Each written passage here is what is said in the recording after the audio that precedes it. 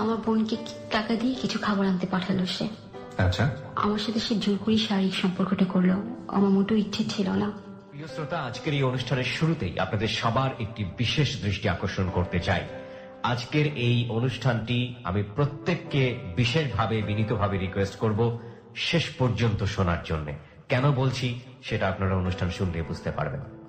হ্যাঁ, আপনি প্রথমে আপনার নামটা একটু বলবেন। রুমান ইসলাম। রোমান ইসলাম, ডাক নাম? রুমা। ফাইন। আপনার আনুমানিক বয়স? 30-এর ওভার। 30-এর উপরে হবে। আপনি কোথায় থাকেন বর্তমানে, থাকছেন কোথায়? যাত্রাবাড়ি 4 নম্বর গেট, বিবির বাগিচা। আপনি কি সবসময় এভাবে আসতেই কথা বলেন সবার সাথে? হ্যাঁ। ঠিক আছে, বলুন। আমরা সাধারণত যেটা হয় যে হ্যালো 8920-তে একেবারে শৈশব থেকে শুরু করি, দূর থেকে মনে থাকে, তো আজকেও ব্যতিক্রম হবে না। আমাকে একটু বলবেন যে আপনি আমাদের সঙ্গে তো ফোনে আপনার জীবনের গল্প বলতে চেয়েছিলেন, আপনি জানলেন কিভাবে অনুষ্ঠানটা সম্পর্কে? আমি আসলে এটা জানতাম না, রেডিও শোনা হয় না আমার। তো আমার মাঝখানে খুব সমস্যা গেল অনেক। আচ্ছা, ভয়াবহ। তো আমার একটা বান্ধবী আছে, ওকে, ওর অ্যাসিস্ট্যান্ট, ওর বাসায় আমি গিয়েছিলাম।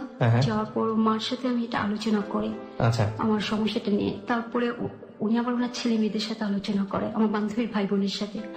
তো ওর ছোট ভাই আমাকে বললো, আপু আপনি কাজ করতে পারেন, এখানে আপনি রেকর্ডিং করে পাঠান, দেখেন ওনারা যদি ডাকে আপনার কাছে কোনো কাজ আসতে পারে, কিছু হতে পারে। তারপর আপনি রেকর্ডিং করে পাঠিয়েছেন? আমি রেকর্ডিং করে পাঠিয়েছি। আমরা স্পেশালি থ্যাঙ্কস জানাই যে ছেলে মেয়ে আপনাদেরকে এই পরামর্শ দিয়েছে, এবং আমরা শাকিল, এবং একই সাথে আমি আল্লাহকে ধন্যবাদ জানাই এই কারণে যে একটা অনুষ্ঠান মানুষের জীবনে এতটা আস্থার জায়গায় পৌঁছে দিয়েছেন তিনি, যে আমি সবাইকে আজকে নক করতে চাই।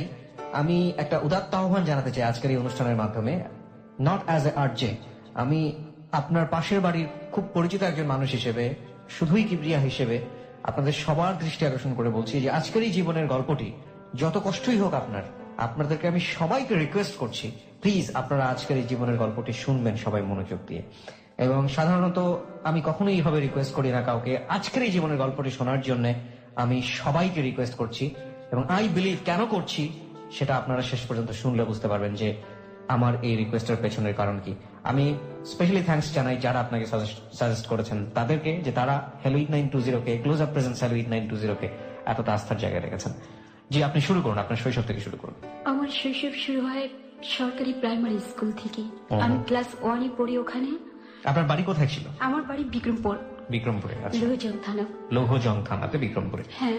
আমার ফ্যামিলি সম্পর্কে একটু বলেন, আপনার বাবা কি করতেন? আমার বাবা ব্যবসা করতেন। আচ্ছা, আপনার ভাই বোন কজন ছিলেন? আমরা ভাই বোন 5 ভাই 3 বোন। 5 ভাই 3 বোন। আমার পড়াশোনা শুরু হয় সরকারি বিদ্যালয় থেকে। আমার একজন প্রাইভেট টিউটর ছিল, ওনার কাছে আমরা ভাই বোনে লেখাপড়া শিখেছি, আমার হাতের খড়ি ওনার কাছ থেকে। যখন আমি ক্লাস 2-তে উঠবো তখন আমার অন্য টিচার পাল্টালো। সে বলল যে ওকে প্রাইমারি স্কুলে না রেখে, আমার ভাইয়ার কথা বললো, ও যখন লক্ষ্মীবাজার মুসলিম গভর্নমেন্ট স্কুলে পড়ে, তো ওকে ওখানে করা হোক। তো আমাকে ঢাকা সেন্ট্রাল গার্লস স্কুলে ভর্তি করা হলো ক্লাস 2-তে। তো আমি এখানে পড়ছি, ভাই বোন ছিল আমার ছোট অনেকগুলো ভাই বোন। ভাই বোনকে আমার টেক কেয়ার করতে হতো। আমি পড়াশোনার সময়টা পেতাম না। আমি স্কুলে আসতাম সমস্ত কাজ শেষ করে, তারপরে আমাকে প্রায় শাস্তি পেতে হতো। তারপরে আমি টিফিন টাইমে খেলতে না যেয়ে আমি বেশিরভাগ সময় ক্লাসে বসে ক্লাসে পড়া বুঝে নিতাম। কিন্তু যতই পড়ার অনীহা থাকুক বা পড়তে না পারি, আমার 5 নম্বরটা উঠতো। এইভাবে আমি স্কুলে 5 পর্যন্ত পড়াশোনা করি। তারপরে আমি চলে যাই ঢাকা গ্যান্ডারি স্কুলে। বড় ভাই ছিল, সে আমার থেকে 7 বছরের বড়। তো ও আর আমি পাশাপাশি হাইটে সমান হয়ে আসছিলাম। তো আমরা দুজন খুব বন্ধুর মতো চলাফেরা করতাম। আর ও প্রতিদিন আমার জন্য চেয়ারম্যান অফিস থেকে একটা করে লাল গোলাপ নিয়ে আসতো। আপনার জন্য? হ্যাঁ, নিয়ে এসে আমার চুলে লাগিয়ে দিত। আমার চুলগুলো খুব সুন্দর ছিল ছোটবেলা, আর আমি দেখতে কিছুটা কিউট ছিলাম। আপনার বড় ভাইয়ের সাথে আপনার সম্পর্ক খুব ভালো ছিল? ভালো ছিল। আপন বড় ভাই? হ্যাঁ, আপন বড় ভাই। তো আমাকে সবসময় এরকম করতো, আর আমাকে স্কুলে কখনো একা যেতে দিত না। আমার জীবনে আমি কোথাও একা যেতে পারিনি। একা যেতে পারেননি কেন? আমাকে চলতে দেয়নি একা কখনো। আমার ফ্যামিলি বেশি আদর করে এরকম, নাকি আপনি একা চলতে পারতেন না? আমি একা চলতে পারতাম না, কখনো কোনো ব্যাপারে সিদ্ধান্ত নিতে পারতাম না। আমার সবকিছুতে একটা ভয় ছিল, ভীতি ছিল ছোটবেলা। কেন ভয় লাগতো? জানি না, আমি ছোটবেলায় একবার হারিয়ে গিয়েছিলাম। আমার খুব ঝাপসা ভাবে মনে আছে, আমার পরনে খুব সুন্দর একটা ফরক ছিল, দামি একজোড়া জুতো ছিল পায়ে। আমি খুব সুন্দর একটি বিবি ছিলাম। আমাকে রেল লাইনের পাশে অনেকগুলো লোক পেয়েছিল। ওরা অনেক খুঁজে খুঁজে মানুষকে জিজ্ঞেস করে তারপর আমাদের বাসায় নিয়ে আসে। ওকে, তখন কি আপনি কোন স্কুলে পড়ছেন বা এরকম? না, তখন আপনি স্কুলে পড়েননি, স্কুলে পড়ার আগে মেমোরি। পড়ার আগে। ওকে, আপনি বোন কি একটাই ছিলেন আপনার ফ্যামিলিতে? 5 ভাই 3 বোন আমরা। 5 ভাই 3 বোন। বোনদের মধ্যে আপনি সবার ছোট? আমি সবার বড়। সবার বড়? হ্যাঁ, আচ্ছা, ওরা ছোট। তারপর থেকে আমাকে আর কোথাও যেতে দেওয়া হতো না, আলাদা করে টেক কেয়ার করা হতো। সব ভাই বোনদের সাথে যেরকম ব্যবহার করো তার চেয়ে কি আলাদা করে আপনার সঙ্গে ব্যবহার করা হতো? হ্যাঁ, আমাকে এমনকি পাশে ঘরে যেতে দেওয়া হতো না, কারোর সাথে কথা বলতে দেওয়া হতো না। আমি সারাক্ষণ ঘরে থাকতাম। আর আমি ছোটবেলা থেকেই খুব চঞ্চলও ছিলাম না, খুব শান্ত ছিলাম না। আচ্ছা। তবে আমি কখনো আমাকে কেউ মারলে বা কেউ অন্যায় করলে আমি প্রতিবাদ করতে পারতাম না। আমি যখন বেশি হয়ে যেত তখন বসে বসে কাঁদতাম। আচ্ছা। প্রায় দেখতাম আমার মা অন্যান্য বাচ্চাদের সাথে যেমনটা করে আমার সাথে তেমনটা করে না। কিরকম? মানে ওদেরকে যেমন স্পেশালটা বেশি দিচ্ছে, ফোকাসটা বেশি দিচ্ছে। হ্যাঁ, ফোকাসটা বেশি দিচ্ছে, আমাকে একটু কম দিচ্ছে। তারপর আমাকে একটু কাজের ব্যাপারে সহযোগিতা করার জন্য বলতো। তারপর আমি কোথাও গেলে খুব রাগ করতো, খুব শাসন করতো। তো এরকম থেকেই মানে আমি একেবারে হয়ে গেছিলাম যে আমার একা কোথাও যাওয়ার মতো মন মানসিকতা ছিল না, বা কোনো সিদ্ধান্ত নিব, কোনো ডিসিশন নিব, এরকম কিছু ছিল না কখনো। অতিরিক্ত শাসন হতো? অতিরিক্ত। বাবাও কিরকম অতিরিক্ত শাসন করতো? না, বাবা আমাকে খুব আদর করতো। আচ্ছা। আদর করতো বলতে গেলে আমার ফ্যামিলি, চাচাতো মামাতো যারা আছে ওদের মধ্যে আমি ছিলাম মেয়েদের মধ্যে সবচেয়ে দেখতে ভালো এবং শান্তশিষ্ট ছিলাম। আমার চাচারা যদি কেউ জিজ্ঞেস করতো যে কে মেয়েটা কে, তো খুব সুন্দর করে বলতো আমার মেয়ে তার মেয়ে। আমার বড় চাচা বলতো আমার মেজো ভাইয়ের মেয়ে। এর জন্য ছোটবেলা থেকে আমাকে সবাই একটু কেমন করতো। আমার চাচাতো বোনরা, মামাতো বোনরা ঈর্ষার চোখে দেখতো, মানে আমার ভালো দিকটা ওরা দেখতেই পারতো না, সবাই আমাকে এড়িয়ে চলতো।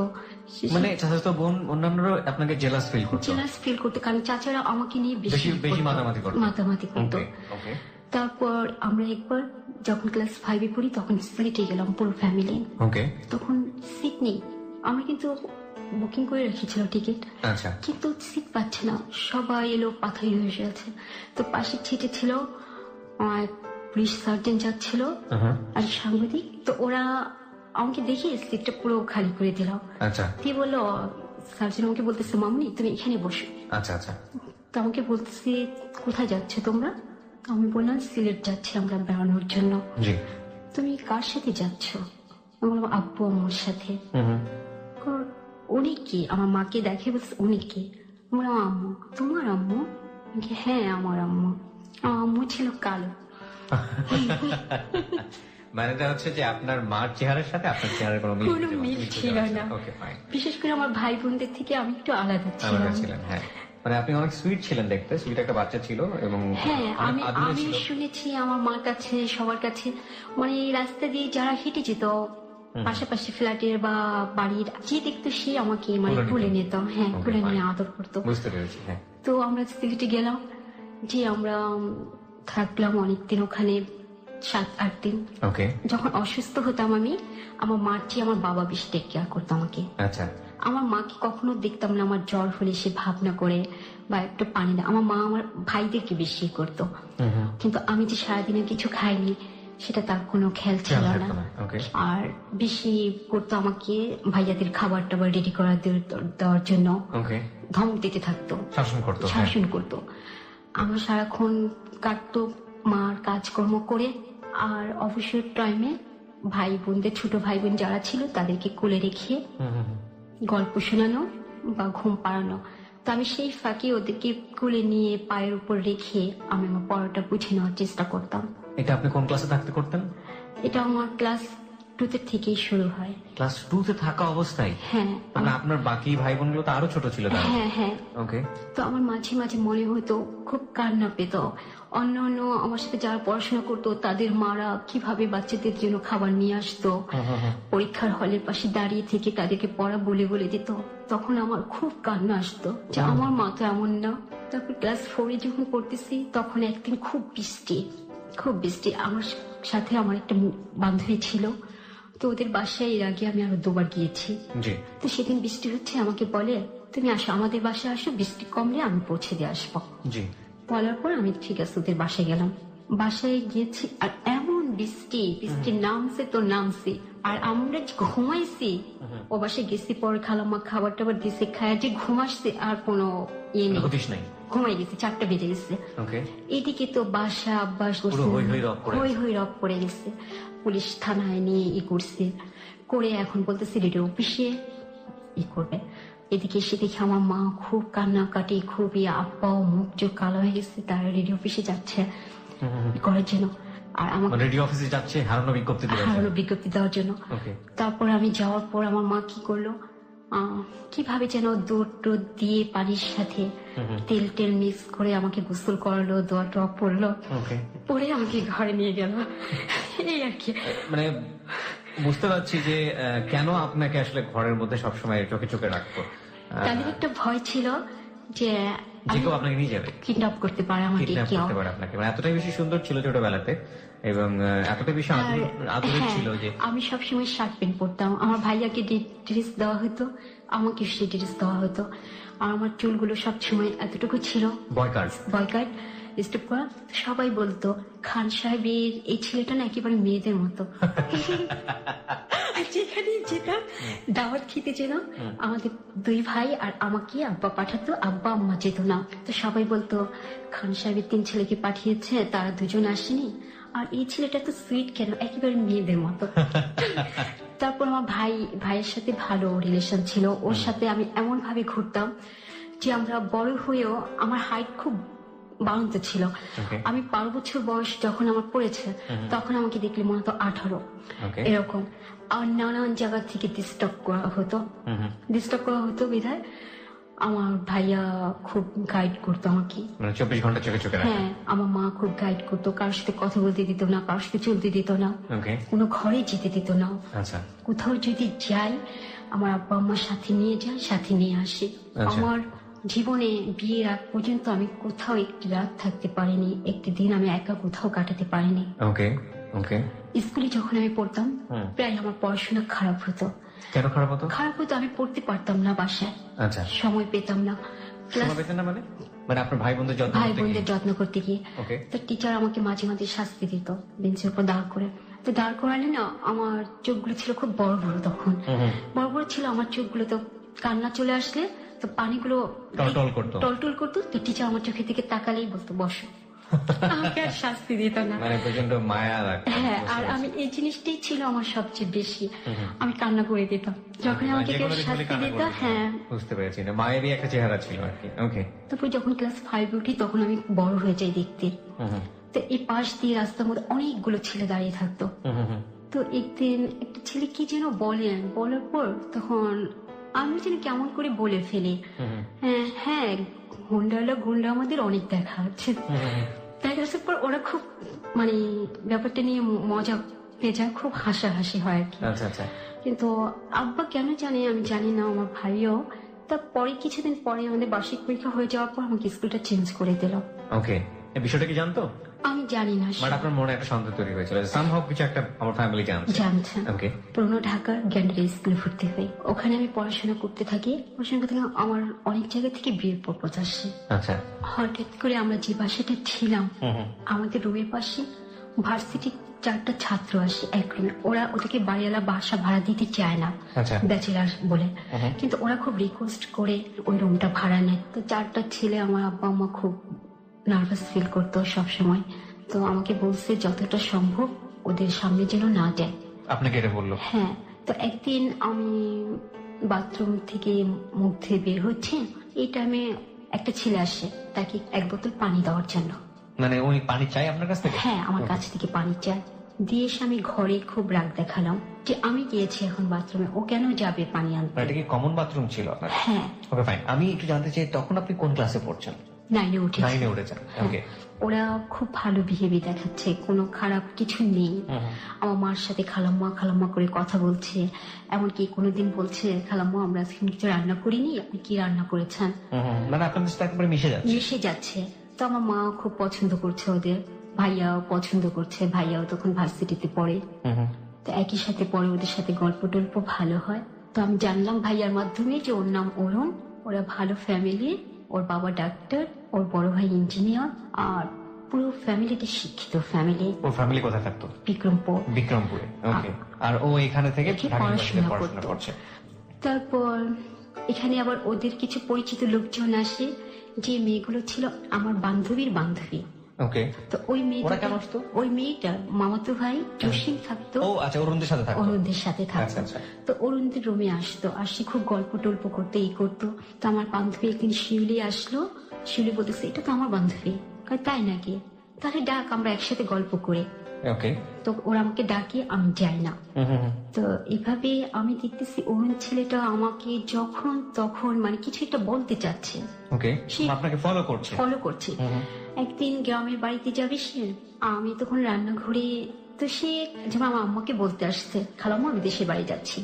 সে আমার দিকে তাকিয়ে বলতেছে আমি দেশের বাড়ি যাচ্ছি 2 দিনের জন্য, 2 দিন পর আমি আসবো। তার কিছুদিন পর পহেলা বৈশাখ, তার বন্ধুরা সবাই বাজার টাজার করে সেদিন আমার মাকে বললো যে খালাম্মা আমাদের সময় দিতে হবে, আজকে আমরা রান্না করবো। আম্মা বললো ঠিক আছে তোমরা রান্না করে নাও। তো ওরা রান্না করছে, ওদের বাসায় গেস্ট আসছে, আমাদের ঘরেও খাবার দিয়ে গেছে। প্রিয় শ্রোতা, আমি আপনার থেকে একটা বিষয় একটু নোট করতে চাই। গল্পের মাঝখানে আমি আমার যে অতিথি রুমাকে থামিয়ে দিয়ে আপনাদেরকে একটু নোট করছি, একটা দৃষ্টি আকর্ষণ করছি। আজকে যে গল্পটা এখানে এই ভদ্রমহিলা বলতে এসছেন, তিনি রীতিমতো কত বড় যুদ্ধ করছেন এই মোমেন্টটাতে, এই সময়টাতে, যে 2 ঘন্টা তিনি স্টুডিওতে দিচ্ছেন, 2 থেকে 2.5 ঘন্টা। যারা আজকে তাকে মনোযোগ দিয়ে শেষ পর্যন্ত শুনবেন তারা বুঝতে পারবেন যে উনি এই 2 থেকে 2.5 ঘন্টা মানে যে কোনো যুদ্ধ জয়ের চেয়ে কম বড় ঘটনা না, এই 2 থেকে 2.5 ঘন্টা সময় এই স্টুডিওতে দেয়া। কেন এই কথাটা আমি বলছি সেটা আপনারা শেষ পর্যন্ত শুনলে বুঝতে পারবেন, এবং এটা আমি শেষে রিভিল করবো। এবং সবাইকে আমি পার্সোনালি বারবার রিকোয়েস্ট করছি আজকের এই হ্যালো উইথ 920 শেষ পর্যন্ত শোনার জন্য, এবং আমি সবার কাছ থেকে 2 ঘন্টা সময় আজকে চেয়ে দিচ্ছি। Please listen the story. Okay, বলুন। রান্না করলো তারা? রান্না করে হ্যাঁ, খাবার দিয়ে গেল। আমাদের সেদিন ওর বোন আসছিল, 2 বোনকে, আমার সম্ভবত অরুণ ওর বোনদেরকে আমার জন্য নিয়ে আসতে। আচ্ছা আচ্ছা। ওরা 2 বোন এসে আমাদের রুমে আসলো। আচ্ছা। হ্যাঁ, তোরা 2 বোন আমাকে দেখলো, আমার নাম জিজ্ঞেস করলো, কিসে পড়ি, কি করি ইত্যাদি জিজ্ঞেস করে ওর ভাইকে বললো ঠিক আছে। এভাবে ছেলেটা পরে আমাকে একদিন সরাসরি প্রপোজ করে ফেললো। কিভাবে? যে আমি তোমাকে কিছু কথা বলতে চাই, তুমি কি শুনবে কিনা। বলে আমার তো তেমন সময় নেই, আপনি কি বলতে চান জাস্ট এখনই বলে ফেলেন। তো আমাকে বললো আমি তোমাকে পছন্দ করি, তোমার কি এরকম কিছু অনুভূতি হচ্ছে কিনা। আমি বললাম না। কেন? আমি এসব কিছু ভাবি না কখনো। তারপর মানে লোকটা এভাবে কথা বলতে থাকলো, কিছুদিন পর পর কথা বলতে থাকলো। আমি এক সময় দুর্বল হয়ে গেলাম ওনার প্রতি ভিতরে। না, আপনার তো রেস্ট্রিকশন ছিল তার সাথে কথা বলার, আপনি কিভাবে কথা বলতেন? দেখা যেত আমি কাজ করছি রান্না করে, ওই টাইমে উনি চলে এসে 2টা কথা বলে ফেললো। এরকম ভাবে ছিল। তো এইভাবে বলতে বলতে সব সময় এক সময় বললো যে দেখো আমি তোমাকে ভালোবাসি, প্রচন্ড ভালোবাসি, তুমি কেন আমাকে অ্যাভয়েড করছো। আমি বললাম দেখেন আপনি যা ভাবছেন তা হবার নয়, আমার ফ্যামিলি আপনার ফ্যামিলি থেকে অনেক দূরত্ব। কিন্তু উনি তখন পড়াশোনা করছিল, এদিক থেকে আমার বিয়ের জন্য নানান জায়গা থেকে প্রস্তাব আসতেছে। তারা বিয়ের জন্য আমাকে চাপ দিচ্ছে। তখন বলতে পারছি না যে আমি এই ছেলেটাকে আমি পছন্দ করি মনে প্রাণে, আবার ছেলেটাকে আমি বিশ্বাস করতে পারছি না। কেন আমার ভেতরে একটা সবসময় ভয় কাজ করতো, আমার নিজের থেকে কিছু বলার বা ভাবার মতো আমার কিছু তৈরি হয়নি কখনো। কনফিউশনে থাকতাম। একটা জিনিস বুঝতে পারছি যে ছোটবেলা থেকে এত বেশি শাসন এবং এত বেশি রক্ষণশীল পরিবারের মধ্যে বা পরিবেশের মধ্যে বড় হয়েছেন যে নিজের যে একটা ব্যক্তিত্ব বা মানে ডিসিশন মেকিং যে পাওয়ার নিজের মধ্যে তৈরি হয় নিজের পার্সোনালিটিতে, সেটা আপনার মধ্যে ছিল না। কখনো ছিল না। ওকে।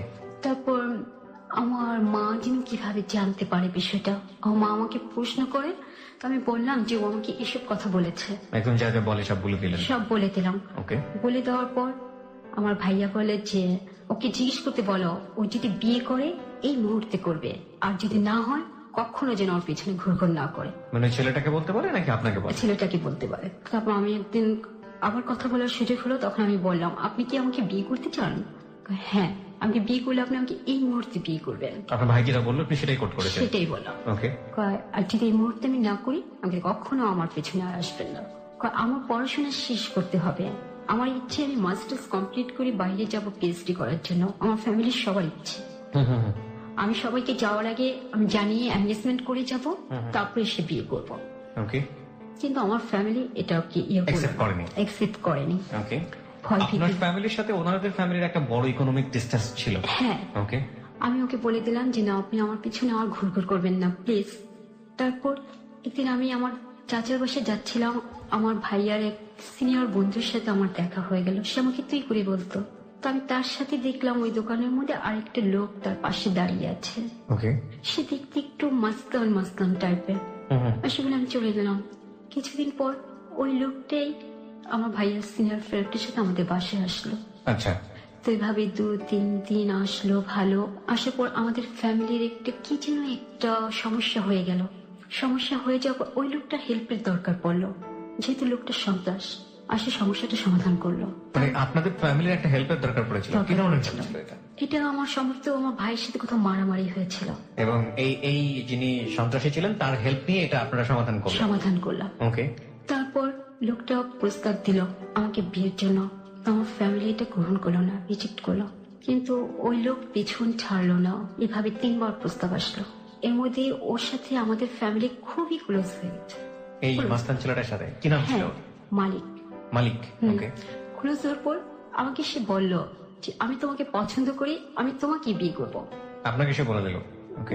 আমি বললাম যে দেখেন, আমার তো আপনাকে পছন্দ না, তোমার পছন্দটা বড় নয়, আমি যে তোমাকে পছন্দ করেছি এটাই বড় কথা। উনি আসলে আপনাদের ফ্যামিলিতে ক্লোজ হলেন সেটা বড় বিষয় না, তার চেয়ে বড় বিষয় হচ্ছে উনি কি আশেপাশে কোথাও থাকতো? হ্যাঁ। কোথায় থাকতো? উনি ক্যান্ডারি এলাকায় থাকতো। ওনাদের কি ওখানে লোকাল বাড়ি ঘর বা এরকম কোনো কিছু ছিল? না, লোকাল। কতটুকু জানতে পেরেছিলেন ওই সময়টাতে, কতটুকু জানতেন তার সম্পর্কে? ওই সময় জানতাম সে বাড়িওয়ালা। ওকে। বাড়িওয়ালার সাথে কি করতো সে? কোনো কিছু করতো? পেশায় কোনো কিছু ছিল? বলতো কন্ট্রাক্টারি করে। আচ্ছা, ঠিক আছে। মালিক নাম। তারপর মানে আমার অনেক জায়গা থেকে বিয়ে করতে আসে। আসার পর এই লোকটা জানি কিভাবে ভেঙে দেয় বিয়েগুলো ভেঙে। ততদিনে অরুণের সাথে কি হয়েছে? ততদিনে অরুণের সাথে আমার কোনো যোগাযোগ নেই। অরুণ কি চলে গেছে আপনাদের ওখান থেকে? হ্যাঁ, ওরা চলে গেছে আমার মেয়ের পর। ওকে। তারপর একদিন আমার ভাইয়ার একটা খুব ক্লোজ ফ্রেন্ড ছিল, ও আমাকে নিজের বোনের মতো আদর করতো। একদিন আমি অরুণের গল্পটা বললাম ওই ভাইয়াকে। বলার পর বলে তুমি আসলে একটা বোকা মেয়ে, তুমি আসলে সত্যিকার জিনিসটা বুঝতে পারো না, চেনো না। তো আমি বললাম আপনি কি বলছেন যে সে রাইট ছিল? অবশ্যই রাইট ছিল। রাইট ছিল কিনা তোমার কাছে কি তার কোনো ঠিকানা আছে? আমি বললাম হ্যাঁ ঠিকানা আছে। তুমি ওখানে একটা চিঠি দাও। তো আমি শুধু এতটুকুই লিখেছি চিঠিতে যে রোমানা, আমি আপনাকে দেখতে চাচ্ছি। আচ্ছা। তো সেই চিঠিটা সে পেয়ে সে চলে আসছে অলরেডি আপনাদের বাড়িতে। হ্যাঁ, সে আমাকে বলতেছে তুমি কি এখন ভুলতে পারছো আগে এগুলো ক্ষোভগুলো, এখন কি সহজ হতে পারো? তো আমি বললাম সহজ হতে পারে একটি কারণে, আপনার পড়াশোনা তো অনেক গ্যাপ যাচ্ছে, আর এক জায়গায় স্টপ হয়ে আছেন, ওদের পরীক্ষা হয়নি, পরীক্ষা স্টপ হয়েছিল। তো আমি এখন ভাইয়া বলছে যদি বিয়ে হয় এর মধ্যেই হবে, আর না হলে আমার একটা প্রপোজাল আসছে সেখানে বিয়ে হয়ে যাবে, তার জন্য আমি আপনাকে নক করেছি, আপনি কি এই মুহূর্তে বিয়ে করবেন? কয় না, পড়াশোনা শেষ না করে আমি বিয়ে করবো না। আমি বললাম পড়াশোনা শেষ করতে কতদিন লাগবে? সেটা বলতে পারি না, 1 বছর হতে পারে, 2 বছর হতে পারে। তুমি যদি তোমার ফ্যামিলিতে বেশি বোঝা হয়ে যাও তাহলে আমি তাদেরকে এতটুকু বলতে পারি তোমার যা খরচ সব আমি বেয়ার করবো এবং পড়াশোনার দায়িত্ব আমি নিব। তো আমি বললাম আপনি নিতে পারেন, কিন্তু তারা তো সেটা নেবে না, মেনে নেবে না, কোনো ফ্যামিলি এটা মেনে নেবে না। বললো যে আমার জন্য আর 1 থেকে 2 বছর অপেক্ষা করতেই হবে। তখন বললাম যে না, এটা সম্ভব হবে না, আমার ফ্যামিলি কখনোই মানবে না। তখন সে শুধু একটা কথাই বললো যে বালিকা বুঝে না সে কতটুকু জ্বলে এবং কতটুকু জ্বালায়। ঠিক আছে, তোমার কথাই রাই, তুমি যাও ভালো মনে করো। সে কথা বলে আমাদের বাসা থেকে বের হয়েছে। ওই টাইমে মালিক আসছে আমাদের বাসায়, অরুণকে দেখছে আমার সাথে কথা বলতে। আচ্ছা। কথা বলতে দেখে মালিক আমাদের বাসা থেকে অরুণ বের হওয়ার আগেই চলে গেছে। মালিক ও হয়তো সম্ভবত এমন কিছু বলছিল অরুণকে, যার জন্য অরুণ আর এই পথে আসেনি। তারপর মালিকের সাথে বিয়েতে তো আমরা রাজি হচ্ছিলামই না, কিন্তু আমাদের ফ্যামিলির এমন একটা পজিশন চলে আসছিল তখন যে ওর কথার বিরুদ্ধে যাওয়ার মতো কোনো ছিল না। কেন এরকম হবে? মানে সেটা মাস্তান ছেলে, আপনার ফ্যামিলি তো ইকোনমিক ভাবে স্টেবল ছিল, কিন্তু বিরুদ্ধে যেতে পারবে না, কেন পারবে না? সে আমার ভাইকে, বড় ভাইকে টার্গেট করে নিয়েছিল যে আমার সাথে যদি ওর বিয়ে না হয় ওর জীবনহানির আশঙ্কা ছিল। কেন বড় ভাইকে কেন সে টার্গেট করবে? সে আমার জন্য টার্গেট করেছিল, বড় ভাই প্রতিবাদ করেছিল যে তার সাথে বিয়ে দেওয়া হবে না, আচ্ছা, এটাই। আর আমার একটা ছোট বোন ছিল, তখন ক্লাস 6-এ পড়ে, ওকে তুলে নিয়ে যাবে, এরকম কথা আমার এই ফ্যামিলিতে বলে? কথা আমার ফ্যামিলিকে বলেনি, আমাকে বলেছে মালিক। আচ্ছা, আর যদি এই কথাগুলি তোমার ফ্যামিলিকে তুমি জানাও তাহলে ভয়াবহ পরিণাম হবে এর চাইতে। আচ্ছা, এগুলো আপনাকে বললো? আমাকে বললো। তো আমাকে বলার পর আমি খুব চিন্তা ভাবনা করলাম যে আসলে কি করব। আমি যদি ওকে বিয়ে না করি, যদি এগুলো হয়ে যায় তাহলে আমার ফ্যামিলির অনেক ক্ষতি হয়ে যাবে, আর আমি যদি বিয়ে করি তাহলে আমার অনেক ক্ষতি হয়ে যাবে। তারপর একদিকে আমি মানে আর অমত করিনি। আপনি অমত করেননি? হ্যাঁ, রাজি হয়ে গেলাম। তো ওদের বাসা থেকে সব, ওর মা, কিন্তু আমার ফ্যামিলি তো রাজি ছিল না। না। আপনি রাজি হলে তো আপনার ফ্যামিলি তখন আপনাকে কি বলল? হ্যাঁ, ফ্যামিলি তখন রাজি হলো। ফ্যামিলিকে আপনি কি বললেন? ফ্যামিলি মানে অরাজি ছিল না, আমার মা রাজি ছিল। তো আমার মা বলে যে এরকম বিয়ের আগে অনেক ছেলে থাকে, পরে ভালো তো হয়ে যায়, বিয়ের আগে মাস্তানি করে কিন্তু বিয়ের পরে ভালো হয়ে যায়। তো আমার বড় ভাই রাজি ছিল না কখনো। আচ্ছা, তারপর যাক বিয়েটা হবে, ওদের কথা ছিল আজকে অ্যারেঞ্জমেন্ট করবে। এখানে একটা বিষয় একটু নোট করছি প্রিয় শ্রোতা, যার জীবনের গল্প আপনারা শুনছেন রুমা, সে 30 ঊর্ধ্ব একজন ভদ্রমহিলা, এবং তার যে মানবিক গঠন ছোটবেলা থেকে, বারবারই কিন্তু বলছি, প্রচন্ড নম্র এবং নরম স্বভাবের। ও কিন্তু অতটা সাহসী না, এবং নিজের সিদ্ধান্ত নেবার যে মানসিকতা, সেটা ওর সার্কামস্ট্যান্সেস বা ওর যে সারাউন্ডিং বা ওর যে ফ্যামিলি এনভায়রনমেন্ট, ওর প্রতি যে ব্যবহারগুলো হয়েছে, সেই জায়গাটি থেকে ওর সেলফ ডেভেলপমেন্ট এটা হয়নি। এবং যা যেটা ওকে যেভাবে হুমকি দেওয়া হতো, যা যেটা ওকে বলতো, ও এতটাই নরম স্বভাবের ছিল, ইনফ্যাক্ট এখনো ওই জিনিসগুলো মেনে নিত, নিজের উপরে বোঝাটা চাপিয়ে দিত। অন্য মেয়েরা হলে বা অন্য কেউ হলে হয়তো বা যেভাবে এখানে সেই ছেলেটি কাজটি করেছে, যে তার ফ্যামিলির উপর টর্চার করবে, অত্যাচার করবে, এবং সেই জন্যই ফ্যামিলির কথা চিন্তা করে যে ছেলেটাকে তার পছন্দ না, তাকে বিয়ে করতে রাজি হয়ে যাবে, এটা আনথিঙ্কেবল, এটা অচিন্তনীয়, চিন্তা করা যায় না। কিন্তু ওর ক্ষেত্রে এটা সম্ভব, এই কারণে যে ওকে আমরা নিয়ে বেশ কিছুদিন স্টাডি করেছি, দেখেছি ও আসলেই অনেক বেশি নরম স্বভাবের। কিছু মানুষ ডিফারেন্ট থাকেন সোসাইটিতে, সেই জায়গাটি থেকে আসলে কি ঘটে তাদের ভাগ্যে, আজকের এই জীবনের গল্পে শুনুন, শুধু শুনে যান। ওকে, বলুন তারপরে। ওর এঙ্গেজমেন্টে কিছু একটা বলছিলেন আপনি? এঙ্গেজমেন্ট হওয়ার কথা ছিল, ওর মা, বোন, ভাই এরা আসলো, আর কিছু লোক, শুধু জাস্ট আংটি পরিয়ে যাবে, কিন্তু কথা ছিল না কাবিন করার। আচ্ছা, আংটি বললো, এটা আমি কাজী পাঠ নিয়ে আসলো, ওরাই নিয়ে আসলো? ওরাই নিয়ে আসলো। ওর ফ্যামিলি সম্পর্কে কতটুকু জানলেন ওই সময়টাতে? জানতেন? আপনার ফ্যামিলি জানতো? না, ওর ফ্যামিলি সম্বন্ধে আমরা ভালোটাই জেনে আসছি, যে এখানে বাড়ি আছে, নিজেদের বাড়ি আছে। ও বলছে ওর বাড়ি আছে গ্যান্ডারিয়াতে বাড়ি আছে, তারপরে গাড়ির গ্যারেজ আছে। আচ্ছা, আর সে কন্ট্রাক্টর করে। তার মানে কিছু একটা দেখে এসছেন আপনারা, এরকম ওকে দেখিয়েছে, এই যে বাড়ি ঠাড়ি? হ্যাঁ, দেখিয়েছে। আচ্ছা, তারপর ওরা কাজে নিয়ে আসলো, কাপড় চোপড় সাথে করে নিয়ে আসছে, অনেকগুলো রেডি ছিল আগে। তো আমার সাথে কাবিন হয়ে গেল। নাকি তখন ফ্যামিলি রিঅ্যাকশন কি ছিল তখন? হওয়ার কথা ছিল না? হ্যাঁ, হওয়ার কথা। ফ্যামিলি বলছিল যে এটা হওয়ার তো এখন কথা না, এটা হওয়ার দরকার নেই, কিন্তু ওরা বুঝাচ্ছে যে এখন হলে হবে, এনগেজমেন্টটা যখন হচ্ছে বিয়ে তো হবেই। আচ্ছা, তো এখন হলে হবে, পরে হলে হবে, এখন হতে সমস্যা। আপনার বাবার প্রতিক্রিয়া কি ছিল? বাবার প্রতিক্রিয়া ছিল না আগে তেমন একটা ভালো, যে ওকে বিয়ে দিব ওর কাছে। পরে সব দিক থেকে করে চুপ করে একটা চাপে চাপে। আর ওই সময় বড় ভাই ছিল এঙ্গেজমেন্টে? বড় ভাই কি বলছিল? না, বড় ভাই ছিল না। বড় ভাই তখন চাকরি নিয়ে চিটাগাং ছিল, ভাবি কি নিয়ে। কিসের চাকরি করতেন? সে ব্যাংকে চাকরি করতেন। আচ্ছা, আপনারা তো 8 ভাই বোন ছিলেন, আপনার পজিশন কততম ছিল? আপনি 3 নম্বরে ছিলেন। আপনি, আপনার 2 ভাই বোন, তারপর আমি। 2 ভাই, তারপরে হচ্ছেন আপনি। আপনার সবচেয়ে বড় ভাই যেটা, সেটা চিটাগাং সেই মুহূর্তে চাকরি করছে, এবং আপনার বোনই আলাদা হয়ে গেছে। আর তার ইমিডিয়েট যে ছোট ছিল, সে ছিল ফ্যামিলিতে ছিল। তার সাথে আপনার বয়সের গ্যাপ কত বছরের ছিল? 1.5 থেকে 2 বছর। 1.5 থেকে 2 বছরের ছিল। তখন আপনি কি এসএসসি পরীক্ষার্থী? হ্যাঁ। তার মানে সে অর্থে সেও তো খুব বড় ধরনের ডিসিশন মেকার না? না। বলুন তারপর। তো বিয়ে হয়ে যায় আমাদের, সেদিন কাবিন হয়ে যায়। তো 3 মাস পরে নেওয়ার কথা। তার মানে তো আপনি অপ্রাপ্ত বয়স্ক ছিলেন, এসএসসি পরীক্ষার্থী, মানে আপনি তো বয়স হয়নি তখন পর্যন্ত আপনার বিয়ে। মালিকের সাথে আপনার বয়সের গ্যাপ কতদিন ছিল? অনেক 18 থেকে 20 বছর। 18 থেকে 20 বছর? কিন্তু তাকে বোঝা যায় না, পরে আপনি বুঝেছেন। ওকে, ফাইন, লেটস গো। তারপর কাবিন হয়ে গেল, সে মাঝে মাঝে আসতো বাসায়। তখনও তার সাথে আমার কোনো শারীরিক সম্পর্ক হয়নি, মানে আপনাদের বাসর হয়নি? তো এভাবে যাওয়া আসতো, সেও অনেক টাকা পয়সা খরচ করে এটা সেটা নিয়ে আসতো, অনেক কিছু নিয়ে আসতো আমার জন্য, অনেক গিফট নিয়ে আসতো মাঝে মধ্যে আমার ভাই বোনদের জন্য। ওদেরকে নিয়ে মাঝে মধ্যে বেড়াতেও যেত, আমিও যেতাম মাঝে মাঝে। ওকে। তারপর একদিন বাসায় আসলো সন্ধ্যার দিকে, তখন আমাদের বাসায় কেউ নেই, আমি একা আর আমার ছোট বোন ছিল। তো আমার বোনকে টাকা দিয়ে কিছু খাবার আনতে পাঠালো সে। আচ্ছা, আমার সাথে সে জোর করে শারীরিক সম্পর্কটা করলো, আমার মোটেও ইচ্ছে ছিল না। তোমাদের এটা সম্পর্কে আপনি কিছু জানতেন আগে থেকে? কোনো আইডিয়া ছিল আপনার? না। কোনো আপনার বাবা মা কখনো বিয়ের পরে আপনাকে বুঝিয়েও বলেনি? আপনার এমন কোনো ফ্রেন্ড ছিল না যারা আপনাকে কোনো নলেজ দেয়? কেউ কখনো এটা বলেওনি? না। আপনি একেবারেই ওয়াকিবহাল ছিলেন না বিষয়টা নিয়ে? হ্যাঁ। ওকে। সে চলে গেল। তারপর থেকে সে প্রায় আসতো, আমাকে নিয়ে যেত শিল্প মেলাতে, বাণিজ্য মেলাতে, অনেক জায়গায় নিয়ে যেত। তো আমি দেখতাম যখন নাকি অন্য ছেলেরা আমার ঘুর ঘুর করে বা আপনার আশেপাশে? হ্যাঁ। আশেপাশে তাকায় আমার দিকে, তখন খুব জেলাস ফিল করে সে। ও খুব জেলাস ফিল? হ্যাঁ, সে জোর করে আমার হাত ধরে টেনে ওখান থেকে নিয়ে আসতো। আচ্ছা।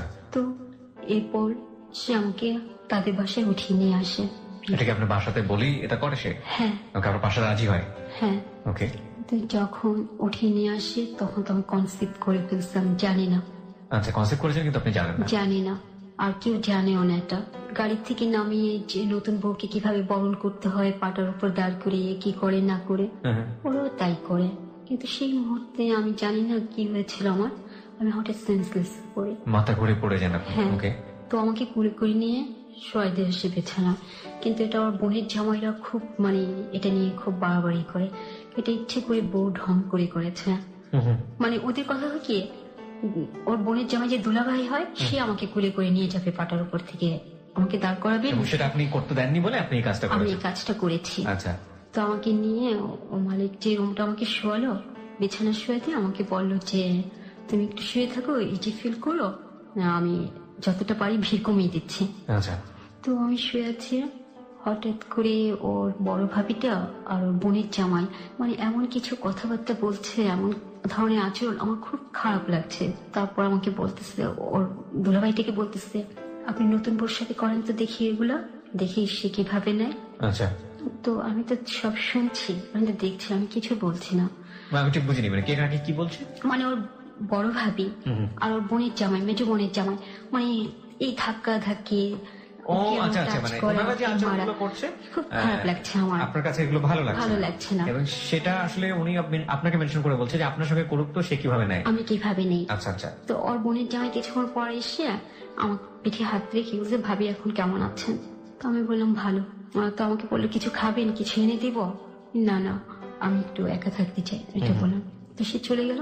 সে আবার কিছুক্ষণ পরে এসে আমাকে এমন ভাবে হাতটা রাখছে যে আমার খুব খারাপ লাগছে, আমার শরীরে খুব খারাপ লাগছে। আমি বলছিলাম যে দেখেন ভাই, গায়ে হাত দেওয়ার কোনো দরকার নেই, যা বলেন মুখে বলেন, আমি উত্তর দিচ্ছি। আমি এই কথা বলাতে উনি লাফ দিয়ে এই রুম থেকে পাশের রুমে চলে গেল। চলে যেয়ে বলে, বউ তো না, এটা একটা আগুনের কুণ্ডলি নিয়ে আসছে। এবার আমার শাশুড়ি বলে, কি হয়েছে? আমি জিজ্ঞেস করলাম ভালো মতো পিঠে হাত দিয়ে যে ভাবি কেমন লাগছে, আর সে আমাকে এভাবে কথা বলে। আচ্ছা, ওকে। এটা নিয়ে ওরা খুব জোর জোর করতেছে। আমি সে কাঁদতেছে, আমি কিছু বলতেছি না। আপনার হাজবেন্ড তখন কোথায়? সে নাই, এখানে নেই। মালিক তখন ওখানে নেই? ওকে। সে রাত 12:30 সময় আসছে।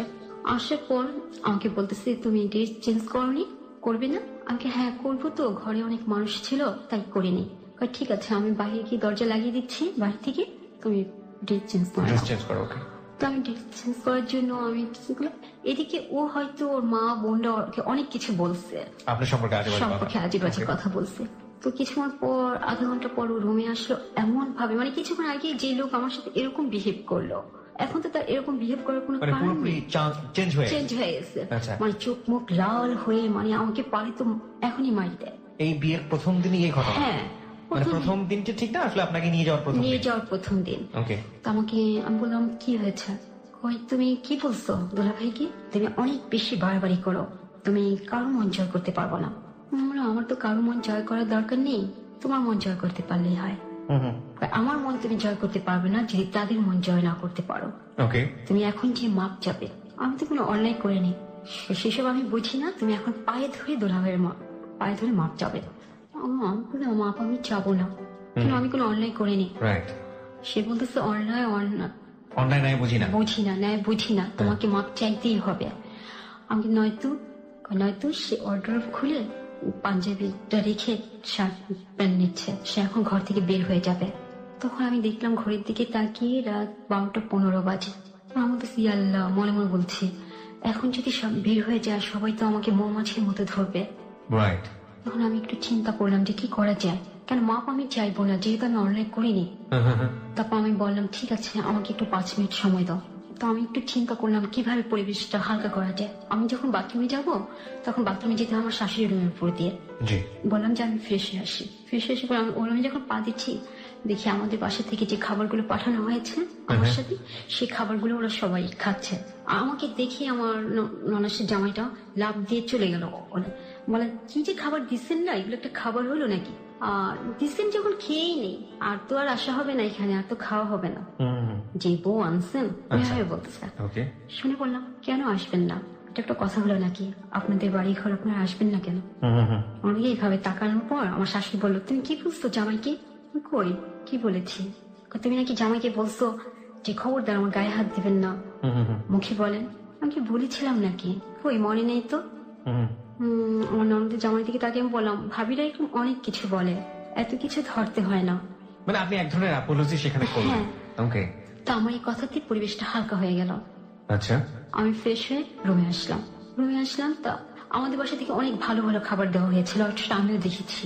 আচ্ছা। কিন্তু সেগুলো না দিয়ে ওরা এমন কিছু খাবার দিচ্ছে আমাদের দুজনকে, আমার হাজবেন্ড আর আমাকে, যেগুলো খাওয়ার মতো না। আর আমার তখন প্রচন্ড পেটে ব্যথা হচ্ছিল, কারণ আমি 4 থেকে 5 দিন আগে থেকে আমার খাওয়া দাওয়া টোটাল বন্ধ ছিল। আমি খেতে পারছিলাম না, বাসায় খুব কান্নাকাটি করতেছিলাম যখন আমাকে উঠিয়ে আনে ওদের বাসায়।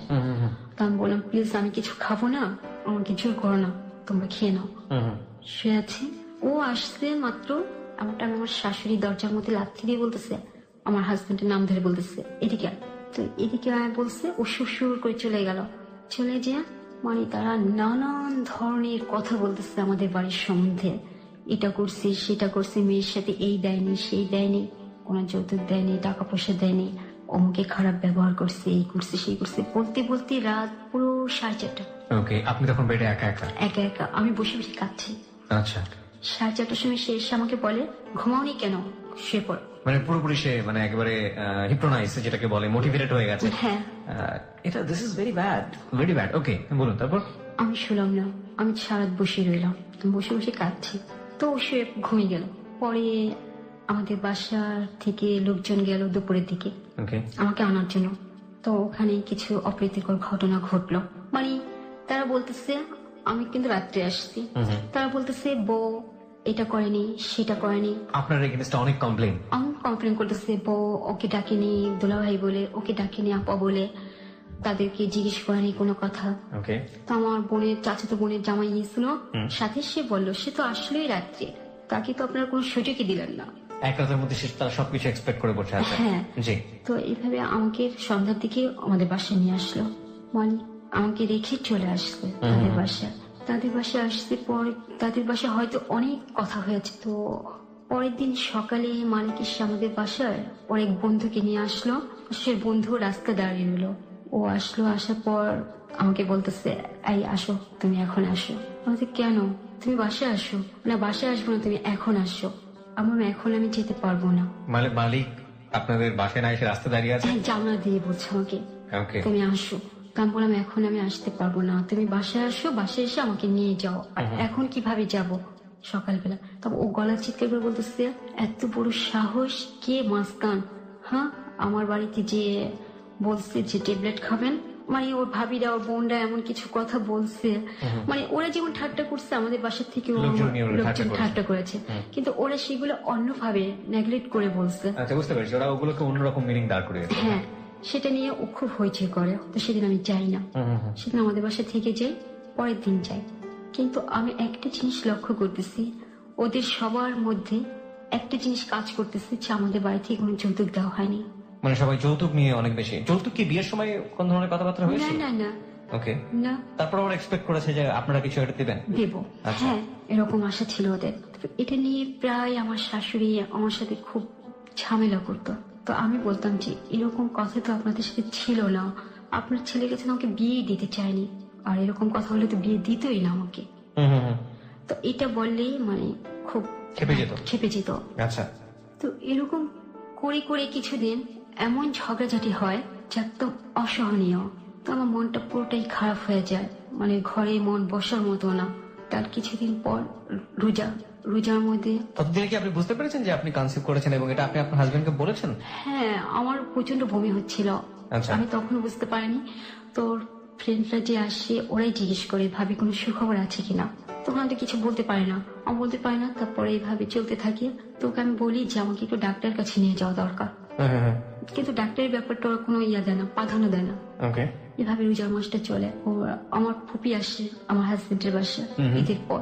তখন আমার শাশুড়ি আর আমার দেবর তাদের বাড়িতে গেছে বেড়াতে, আচ্ছা, ফরিদপুর। তো এই সুযোগে আমার ফুপি আসতে পর আমি মানে তাকে বলে রাখি যে কিছুদিন সে থাকলে আমার একটু হেল্প হবে। 5-6 দিন থাকে, থাকার পর ওরা চলে আসে। আমার দেবর এসে দেখে যায় যে আমার ফুপি আসছে, দেখে যে ওদের বাড়িতে বলে, ওর বোনদেরকে বলে, ওরা সবাই আসতে থাকে, এসে দেখে আর একই কথা বলে। তো এর মধ্যে আমাকে আবার ডাক্তারের কাছে নিয়ে যাওয়া হয়। ডাক্তার বলে যে আমার কনসিভ করা হয়েছে। আচ্ছা। তার বেশ কিছুদিন পর প্রচন্ড ভাবে ঝগড়া হয় মালিকের মার সাথে। কার? আমার। আপনার মালিকের মানে আপনার শাশুড়ির সাথে আমার প্রচন্ড ঝগড়া হয়। কি বিষয় নিয়ে? কি একটা রান্নার ব্যাপার দেরি নিয়ে। ওকে। সেটা হয় পরে আমার শাশুড়ি বাসা থেকে চলে যায়। চলে যাওয়ার পর আসে নাই বাসায়, মানে আসবে না। ওকে। মালিকরা কয় ভাই বোন ছিল? 3 ভাই 4 বোন। ওকে। সবাই কি একসাথে থাকতো? কাছাকাছি থাকতো, মানে সবাই চলে আসতো আর মালিকের উপর ডিপেন্ড করতো। যেমন ঈদ আসলে সবার কাপড় চোপড় দেওয়া থেকে শুরু করে। মালিক তখন কি করতো? ও কন্ট্রাক্টরই করতো। আর আপনারা যে বাসায় উঠেছেন ওদের বাড়ি ছিল? না, ওটা ভাড়া বাড়ি ছিল। ওকে। তো ও ভাড়া বাড়ি থাকলো, তো আপনি জিজ্ঞেস করেন না সেই মোমেন্টে যে তুমি যে বাড়ি দেখালে সে বাড়ি কই বা কি অবস্থা? হ্যাঁ, জিজ্ঞেস করেছি। পরে জানতে পেরেছি যার বাড়ি দেখেছিস তার ওয়াইফই বলেছে যে ওর বাড়ি হবে কে থেকে, ও আমার বাসায় ভাড়া থাকে। ও ওকে। ওই বাসায় কি ভাড়া ছিলেন আপনারা? হ্যাঁ। ওই ভাড়া বাসাটাই দেখিয়েছিল যে ওটা ওদের বাড়ি? হ্যাঁ। ওকে। তারপর আমি বুঝতে পারি যে মালিকের ভাই ছিল আর ইমিডিয়েটলি ছোট। মালিক কি সবার বড় ছিল? না, ও মেজো ছিল। ওকে। তো আমি বুঝতে পারি যে আমার বিরুদ্ধে ওরা কিছু একটা করার চেষ্টা করছে, কিছু একটা ঘটাবে। আর মালিক এখন এমন হয়ে গেছে যে ওর মা ভাইরা যা বলে তাই শুনে। জি, আপনি বলছিলেন যে ওর মা বাসা থেকে বের হয়ে গেছে রাগারাগি করে। তারপর বের হয়ে যাওয়ার কিছুদিন পরে আমাকে মালিক বলতেছে যে এক কাজ করি, একটা মেয়ে আছে। তখন আবার বমি হয়েছে আমার, আর বমির সাথে রক্ত চলে আসছে গলা দিয়ে। কেন হলো এটা বুঝতে পারলাম না। আমার দেবর কখনো কিছু আনে না। সেদিন আমাকে একটি বড়ই এনে বলতেছে ভাবি নেন, এটা আপনার জন্য আনছি। বড়ই? হ্যাঁ। খাওয়ার পরে কিছুক্ষণ পর আমার প্রচন্ড বমি হয়, বমির সাথে রক্ত চলে আসে। ওকে। তো আমি কিছুক্ষণ চুপ করে বসে থাকি খাটে। বসে থাকার পর মালিকও খায় সেই বড়ই। ও খায়। খাওয়ার পরেই দেখলাম ওর সম্পূর্ণ ব্যবহারটা আমার প্রতি থেকে উল্টে গেল। আমাকে সহ্যই করতে পারছে না। আমাকে মনে হচ্ছে যে একটা বিরাট বোঝা একটা কিছু। আমাকে বলতেছে যে তোমার তো শরীর খারাপ, একটা মেয়ে আছে পরিচিত, খুব অসহায়, সেই মেয়েটাকে নিয়ে আসবো বাসায়, ও সব টেক কেয়ার করবে। থাকবে কোথায়? আমাদের ঘরে থাকবে। মা ফ্লোরে থাকবে। ফ্লোরে কেন থাকবে? অন্য একটা মেয়ে না, মেয়েটা খুব অসহায়, বিয়ে হয়েছিল, আমার হাজবেন্ডের সাথে পরিত্যক্ত হয়ে গেছে, কিন্তু মেয়েটা ভালো, সব কাজকর্ম করতে পারবে, সবকিছু করতে পারবে। আমি বললাম যে না, মেয়েটাকে তুমি আনতে পারবে না। কেন? আমাকে অসহায় মেয়ে হাজার হাজার আছে, সমাজে কয়টা মেয়েকে তুমি সহায় করতে পারবে? আর একটা উপযুক্ত মেয়ে কেন থাকবে আমার বেডরুমে? তো আমি কথা বলাতে ও আমার দিকে এমন করে তাকালো, মানে পারে তখন আমাকে পিটায় ধরে। তারপর আমাকে বলে যাও ভাত বাড়ো। তো আমি বলতেছি যে তোমরা একটু বেরিয়ে খাও না, আমার খুব খারাপ লাগছে। তো ওর ভাই বললো ভাত দিতে বলেন, নয়তো আমি ঘুমিয়ে পড়লাম। তো আমাকে বলছে যে ভাত দাও। তো আমার উঠতে 5 মিনিট দেরি হয়েছে, এমন থাম করে আমাকে একটা থাপ্পড় দিয়ে বসলো। আপনার হাজবেন্ড? হ্যাঁ। থাপ্পড় দিয়ে বসে পর আমি ঘুরে খাটের উপর পড়ে গেলাম। পড়ে যাওয়ার পর তারপর আমি মারলে কেন? আমাকে কেন মারবে? আমি ভাত বাড়তে বলেছিলাম কতক্ষণ আগে, দেরি হয়েছে কেন? তো আমার তখন প্রচন্ড রাগ ধরে যাওয়ার পর আমি কেন মারবে তুমি আমাকে এই মুহূর্তে বাসায় দিয়ে আসবা, আর আমি এখানে থাকবো না একটা মুহূর্ত। তো বলার পর আমাকে ধাম ধাম করে কয়েকটা খুশি মারে, মাথায়, চোখে, মুখে। ওর ভাই এসে আমাকে না ছাড়িয়ে সেও আমার গায়ে হাত তুলে পরে আমি তখন বকা দিয়ে বসি, তুই আমাকে কেন মারবি? তুই কে? তখন আমার ভাই বিশ্রী বকা দেওয়ার পর আমি বলি, মালিককে বলি যে তোর ভাই কেন আসবে মাঝখানে, কেন তোর ভাই আমার সাথে ধরনের আচরণ করবে, আর তুই কেন মারবি আমাকে, এক্ষুনি বাসায় দিয়ে আসবি। এই কথা বলাতে মালিক আমাকে বিছানায় ধাক্কা দিয়ে ফেলে দিয়ে ওর পেটের উপর দাঁড়িয়ে পেটে পাড়া দিয়ে বলে, পেটের বাচ্চা পেটে মেরে ফেলবো। অনেক মারধর করে এমন অবস্থা হয়ে যায় আমার, যে আমার মুখ দিয়ে শুধু সাদা ফেনা আসতে থাকে, আমার সেন্সলেস অবস্থা হয়ে যায়, আমার কোনো জ্ঞান থাকে না, হাতের চুড়িগুলো সব ভেঙে যায়, কানে দুল ছিল সেটা ছিটে পড়ে যায়। আমি কিছু আর বলতে পারি না, রাত কখন পার হয়েছে আমি কিছু জানি না। তারপর ভোরবেলাতে কারো স্পর্শে আমার ঘুম ভাঙে, তাই দেখি মালিক আমাকে ধরে মানে আমার মাথায় হাত বোলাচ্ছে পর আমার একটা ঘৃণা জমে গেল ওর প্রতি, না হাতটা সরিয়ে দিলাম, ঘুরে অন্যদিকে তাকিয়ে বসে আছি। তারপর আমাকে বলে যে চলো বাসায় দিয়ে আসবো। না বললাম এখন আমি যেতে পারবো না বাসায়, এখনই যাবা তুমি, এখনই দিয়ে আসবো। তখন আবার আমার বাবা মারা যে পুরোনো গ্যান্ডারিয়া ছিল সেখান থেকে ওরা চলে আসছে মাতোয়ায়। আচ্ছা, মানে বাসা ট্রান্সফার করে বাসা আমি চিনি না। তখন আমি বললাম আমি এখন যেতে পারবো না, আমি বাসা চিনি না, আমি খুঁজে বের করবো বলে ও আমাদের বাসায় আমাকে নিয়ে আসে। তার আগের দিন রাত থেকে আমি একটু পানি খাইনি, মারধর করছি, তখনও খাওয়া হয়নি। রাস্তায় যখন আসি আমার এত পানি পিপাসা লাগছে যে বলে আমার মতো না, আমার প্রচন্ড শরীর ব্যথা করছে আর পেটে অসম্ভব ব্যথা হচ্ছে, যন্ত্রণা হচ্ছে। আমার বারবার বলতেছি, যখন এই যে ক্ষেতগুলো থাকি না মাতোয়াইল যাওয়ার পথে, তখন অনেক গ্রাম সাইড ছিল, তখন আমি বলি একটু রিক্সাটা থামাও, আমি এখানে একটু পানি খাবো। আমি ওকে কয়েকবারই কথাটা বলি, তো কোনো কথা বলে না, শুধু আর মাতোয়াইল নিয়ে আসে। মাতোয়াইল না, তখন কোনাপাড়ার দিকে ছিলাম, মাতোয়াইলের থেকে দূরে। তখন কোনাপাড়া আসে, যখন দেখি একটা হোটেল পরে সামনে খাবার, সেখান থেকে আমাকে এক গ্লাস পানি দেয়, আর আমি পানিটা মানে ভিখারির মতো যেন না পেয়েছি এমন করে এক ঠুকে পানিটা খেয়ে ফেলি।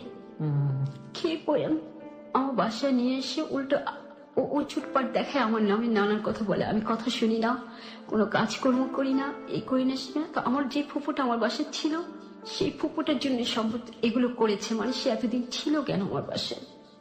তো আমার ফুপুটা যখন বলে, আমি বললাম আপনি ছিলেন দেখেই তো করেছে, আপনারা যাতে না যান তার জন্য করেছে, আমাকে এভাবে মারধর করেছে। আমি এগুলো আগেই বুঝতে পেরেছিলাম, কিন্তু আমার কথা আমার বাবা মা তখন ব্যথিত না হয়ে আমার ফুপু আমাকে চড় মারে গালের মধ্যে ধরে, আপনার হাজবেন্ডের সামনে। হ্যাঁ, আমরা কি অভুক্ত ভিখারি যে তোমার বাসা থাকার জন্য পড়ে গেছিল, তুই তো থাকবি। আমার হাজবেন্ড বলে, দেখছেন কিভাবে মিথ্যে কথা বলে, এসব কিচ্ছু বলা হয়নি, ও খারাপ বিহেভ করেছে, বকাবাজি করেছে, যার জন্য ওকে মারা হয়েছে। এ কথা বলে ওই চলে আসে বাসায়, অনেকদিন যায় না ওখানে। তো আমার শরীর খুব খারাপ হতে থাকে। একদিন ও যায় দুপুরবেলা আমার জন্য হরলিক্স আর কিছু ফল নিয়ে যায়। আমি তখন শুয়ে আছি, আমি বলি কেমন আছো, ঘুমিয়ে গিয়েছিলাম, আমার মাথায় হাত রাখাতে আমি ঘুম ভাঙি, বলে কেমন আছো তুমি, আমি বলি ভালো না। কেন, আমাকে প্লিজ আমাকে একটু ডাক্তারের কাছে নিয়ে যাও, তোমাকে ডাক্তারের কাছে যাওয়া খুব দরকার। আমি কি হ্যাঁ খুবই দরকার, আমার মনে হচ্ছে কিছু একটা হয়ে যাচ্ছে। বলার পক্ষে ঠিক আছে, তুমি কিছুদিন অপেক্ষা করো, আমার হাতে এখন টাকা নেই, টাকা আসলে আমি তোমাকে নিয়ে যাব। কিন্তু তার পরের দিন এমন ব্যথা হয় আমার, হঠাৎ করে সকাল থেকে ব্যথা হয়, আমি বুঝতে পারি না আসলে ব্যথাটা হচ্ছে কেন। আমি এই ধারণা আমার কোনো, সেদিন আমার মা ছিল না বাসায়, কেউ ছিল না, আমি আমার ছোট বোন বাসায়, আর ভাইগুলো তো সব বাইরে। তো হঠাৎ করে আমার এত ব্যথা যে আমি সহ্য করতে পারছি না, আমি নীল হয়ে যাচ্ছি পোড়া। তো ব্যথাটা গেল, রাত গেল, মা রাত্রে আসলো, তখন আমার বাচ্চার বয়স 4 মাস শেষে 5 মাসে পড়েছে। তারপর আমি টয়লেটে যেতে পারছি না, বাথরুমে যেতে পারছি না, মানে আমার এতটা সময় আমি পাচ্ছি না।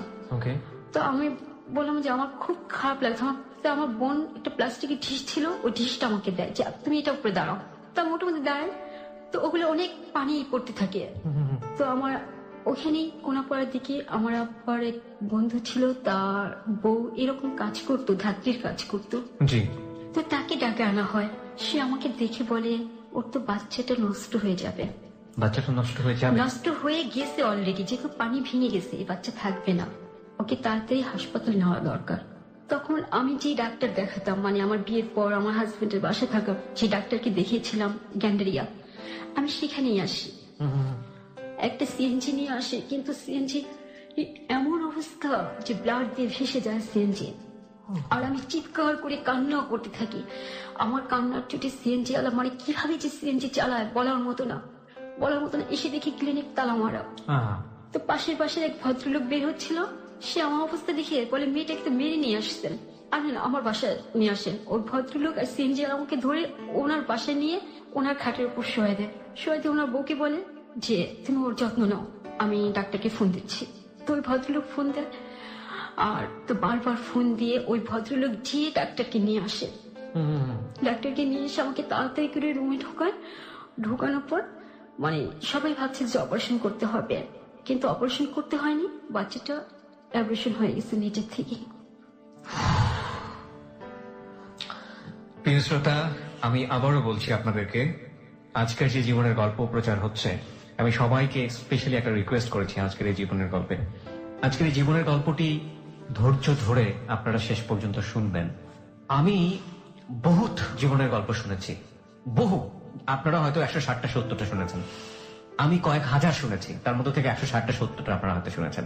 কোন জীবনের গল্প আমাকে হাসিয়েছে, কোন জীবনের গল্প আমাকে কাঁদিয়েছে, কোন জীবনের গল্প আমি ঘুমোতে পারিনি। কিন্তু আজকের এই জীবনের গল্পটি আমি জীবনে কোনোদিন ভুলবো না, কারণ যা আপনি শুনতে যাচ্ছেন, যা আপনি দেখতে যাচ্ছেন, ইনফ্যাক্ট দেখবেনও। আজকে একটা ভিডিও দেওয়া হবে আমাদের এই হ্যালো 8920 কোন একটি সময় গিয়ে। আজকে একটা ছোট্ট ভিডিও আমরা পোস্ট করবো আমাদের ফেসবুক পেজে। সবার উচিত আজকের এই হ্যালো 8920, যারা শোনেননি কোনোদিন ক্লোজ আপ প্রেজেন্স এই হ্যালো 8920, প্রত্যেকের উচিত আজকের এই হ্যালো 8920 শোনা। এবং কেন উচিত সেটা আপনি শেষ পর্যন্ত গেলে বুঝতে পারবেন। আমি সবাইকে পার্সোনালি রিকোয়েস্ট করছি, এবং শুধু আপনি না, যারা আপনি যদি আরো 10 জন মানুষকে দাওয়াত দিতে পারেন আজকের এই অনুষ্ঠানটি শোনার জন্য, তাহলে আমি মনে করবো যে আপনি কিছু একটা করেছেন আজকের এই হ্যালো 8920 জন্য। সো প্লিজ, আপনি শুধু না, আরো 10 জনকে বলুন, আরো সে 10 জনকে বলুন, আরো 10 জনকে, যে আজকের এই হ্যালো 8920 যেন কোনোভাবে তারা মিস না করে। চলুন আবারও আপনার সেই গল্প থেকে ফিরি। হ্যাঁ, আপনি বাচ্চাটা অ্যাবর্ট হয়ে গেল। হ্যাঁ, বাচ্চাটা ছেলে ছিল, 4 মাসে বাচ্চাটা পূর্ণ হয়ে গিয়েছিল, 5 মাস পড়েছে শেষ অপারেশন হয়ে গেছে। তো আমার খুব খারাপ লাগলো, কিন্তু সে মুহূর্তে আমি বুঝতে পারছিলাম না আমার অনুভূতিটা কি, আমি জীবনে কি হারালাম।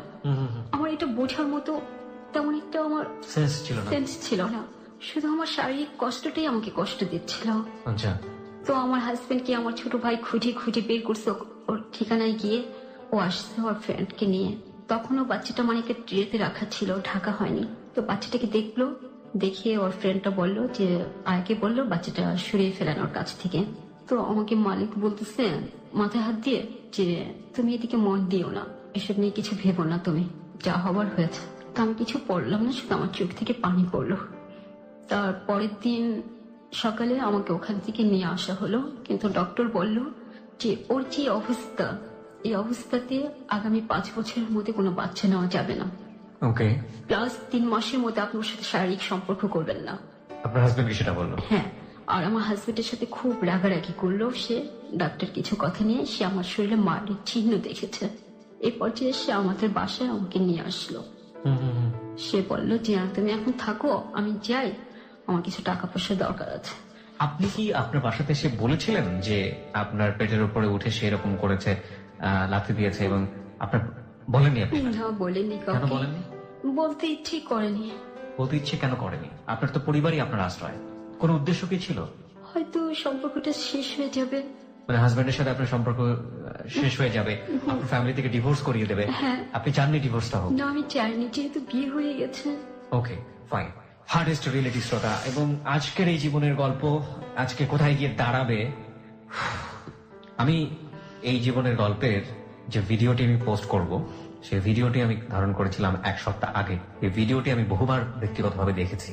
আমি এক্সপ্রেস করতে পারছি না আসলে আমার অনুভূতিটা কি হচ্ছে, বা আমি কি করা উচিত, আমার কি বলা উচিত এই ভিডিওটা দেখার পরে। আমি সবাইকে আজকে বলছি, প্লিজ লিসেন এন্ড প্রিপেয়ার থাকেন এই ভিডিওটা দেখার জন্য। বলুন তারপর। এভাবে চললাম, কিন্তু মালিক আমার সাথে এরকম ভাব দেখাতো যেন বাচ্চাটার জন্য সে পাগল হয়ে গেছে। বাচ্চাটা অপারেশন হয়ে যাওয়াতে সে খুব সিক মানসিক ভাবে, এরকম ভাব দেখাতো আমার বাচ্চা চাই, আমার বাচ্চাটা কেন অপারেশন হয়ে গেল, এরকম বলতো। তো বলতো না, আমার খুব খারাপ লাগতো, তখন নিজেকে অপরাধী মনে হতো। যে বাচ্চাটা অ্যাবর্শন হয়ে গেল, বাচ্চাটা থাকলে ভালো হতো। তো এই পর্যায়ে যে জাস্ট 31 থেকে 35 দিন হবে সে আমার সাথে শারীরিকভাবে রিলেশন করে, মানে শারীরিক সম্পর্ক করে আবার। হ্যাঁ, 1 মাসের মাথায়। 1 মাসের মাথায় তখন আবার কনসিভ করছে। এই সময়টা তো আপনারা কোনো ধরনের কোনো কন্ট্রাসেপটিভ বা কোনো ধরনের কোনো প্রিকশন মেথড কোনো কিছু নেননি? আমি কিভাবে নেব যদি সে না চায়? সে না চায়। Exactly. Okay. তো সম্পর্ক করার পর বেশ কিছুদিন যাওয়ার পর আমি বুঝতে পারি আমার শরীরের অনুভূতি গুলা। এখন তো আপনি বোঝাটাই স্বাভাবিক, কারণ আপনার এক্সপেরিয়েন্স হয়েছে। হ্যাঁ, So আপনি বুঝতে পারছেন যে আবারও বেবি আসছে। বেবি আসছে। তো আমি ওনাকে বলি যেটা তো ঠিক হয়নি, এখন আমাকে ডাক্তারের কাছে নিতে হবে। তো আমাকে ডাক্তারের কাছে নিয়ে যায় সে। ওকে, ওই ডাক্তারের কাছে না, অন্য ডাক্তারের অন্য কাছে। ডাক্তার। স্বাভাবিকভাবেই আমি মালিককে যতটুকু বুঝেছি তাতে আমার এই প্রশ্নটা না করেই বোঝা হয়ে গেছে যে সেই ডাক্তারের কাছে তাকে নিবে না, কারণ এই ডাক্তারের কাছে নিলে তার তো প্রচন্ড গালমন্দ শুনতে হবে। বুঝতেই পারছেন কি ট্রিটমেন্ট সে ওখান থেকে পাবে। অন্য ডাক্তারের কাছে নিয়েছে। অন্য তারপর ডাক্তারের কাছে নিয়েছি, সে আমাকে কিছু টেস্ট দিল, কনসিভ করেছে। ডাক্তার কি বললো ওই সময়টা? ডাক্তার কি আপনার হিস্ট্রিটা জানতো? ডাক্তারকে ওভাবে বলিনি, শুধু অ্যাবর্শন হয়ে গেছে বাচ্চাটা এটা বলেছিলেন। এটা বলা এবং হচ্ছে। আগের ডাক্তার যে আপনাদেরকে বলেছিল যে আগামী 5 বছর বেবি নিতে পারবেন না, 3 মাসের না, মধ্যে, না। এগুলো কিছু বলেন? এগুলো কিছু মানে বলেনি। আপনারা প্রি মেডিক হিস্ট্রি বলতে যেটা বোঝায় সেটা কিছু বলেন, কিছু ডাক্তার বলা গোপন হয়নি, করেছে। গোপন করা হয়েছে। Very important point. ওকে, বলেন তারপর। তারপর ডাক্তার কিছু দিল যে এইভাবে তাকে রাখতে হবে, যেহেতু একটা বাচ্চা অ্যাবর্শন হয়ে গেছে, দ্বিতীয়বার যেন না হয়। তো এভাবে গেল বেশ 4 মাস, ভালোই গেল। কিন্তু 4 মাস পরে আবার যেন কি হলো, ওরকম ভাবে একটা ঝগড়া হলো রাত্রে। আচ্ছা, যে প্রথম যে যেভাবে বাচ্চাটা ঝগড়া হয়েছিল এভাবে আবার মারামারি হলো, রিপিট। আবার রিপিট ওকে, রিপিট হওয়ার পর সেইভাবেই সে মারধর করলো। আবারও কিছু পেটের উপর এভাবে লাথি দিয়েছে? পেটের উপর লাথি দেয়নি, সে আমাকে ধাক্কা দিয়ে ফেলে দিছিল খাটের উপর। ওকে, তখন আলমারির উপর একটা স্পিকার ছিল, সেটা আমার উপর পড়ার কথা ছিল, সেটা আমার উপর না পড়ে ওর উপর পড়েছে। ওর উপর পড়ে ওর এখানে ফেটে কান দিয়ে রক্ত পড়ছে তখন। ওকে, তো এই ঘটনাকে কেন্দ্র করে সে আবার চলে আসলো তাদের বাসায়, আর আমাকে যে 2-3 বার ধাক্কা দিয়েছে, এটাতেই মানে বাচ্চাটা আবার সে একইভাবে অ্যাবর্শন হয়ে যায়। Second time abortion? Second time abortion. কিন্তু এই বাচ্চাটা যেদিন অ্যাবর্শন হয় সেদিনকার ঘটনাটা ছিল ভয়াবহ। হঠাৎ করে আমি ঘুমিয়ে আছি, রাত 12টার সময় আমি একটা স্বপ্ন দেখলাম যে আমাকে একটা হুজুর বলছে, তোমার সর্বনাশ হয়ে গেছে, তুমি এখনো ঘুমাচ্ছ কেন, তোমার উপর প্রেতাত্মা চালান করা হয়েছে। ওকে, তো আমি ঘুম থেকে উঠি না, ভয়ে আমার সারা শরীরের পশমগুলো দাঁড়িয়ে গেছে।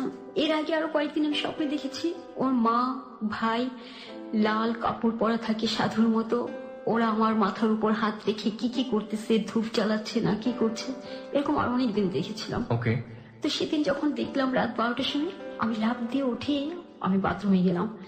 যে আমি উঁচু করে মাত্র যায় না, আমার যে দাঁড়িয়ে আর সারতে পারিনি, প্রচন্ড ব্যথা হচ্ছে, আমার ব্যথা হচ্ছে। আপনি নামাজ পড়তেন? হ্যাঁ, আমি ছোটবেলা থেকেই নামাজ পড়তাম। যখন আমি ক্লাস 2-তে পড়ি তখন আমি কোরআন মজিদ খতম করি। বাহ। আর গভীর রাত্রি আমি নামাজ পড়তাম, তাহাজ্জুদের নামাজ পড়তেন?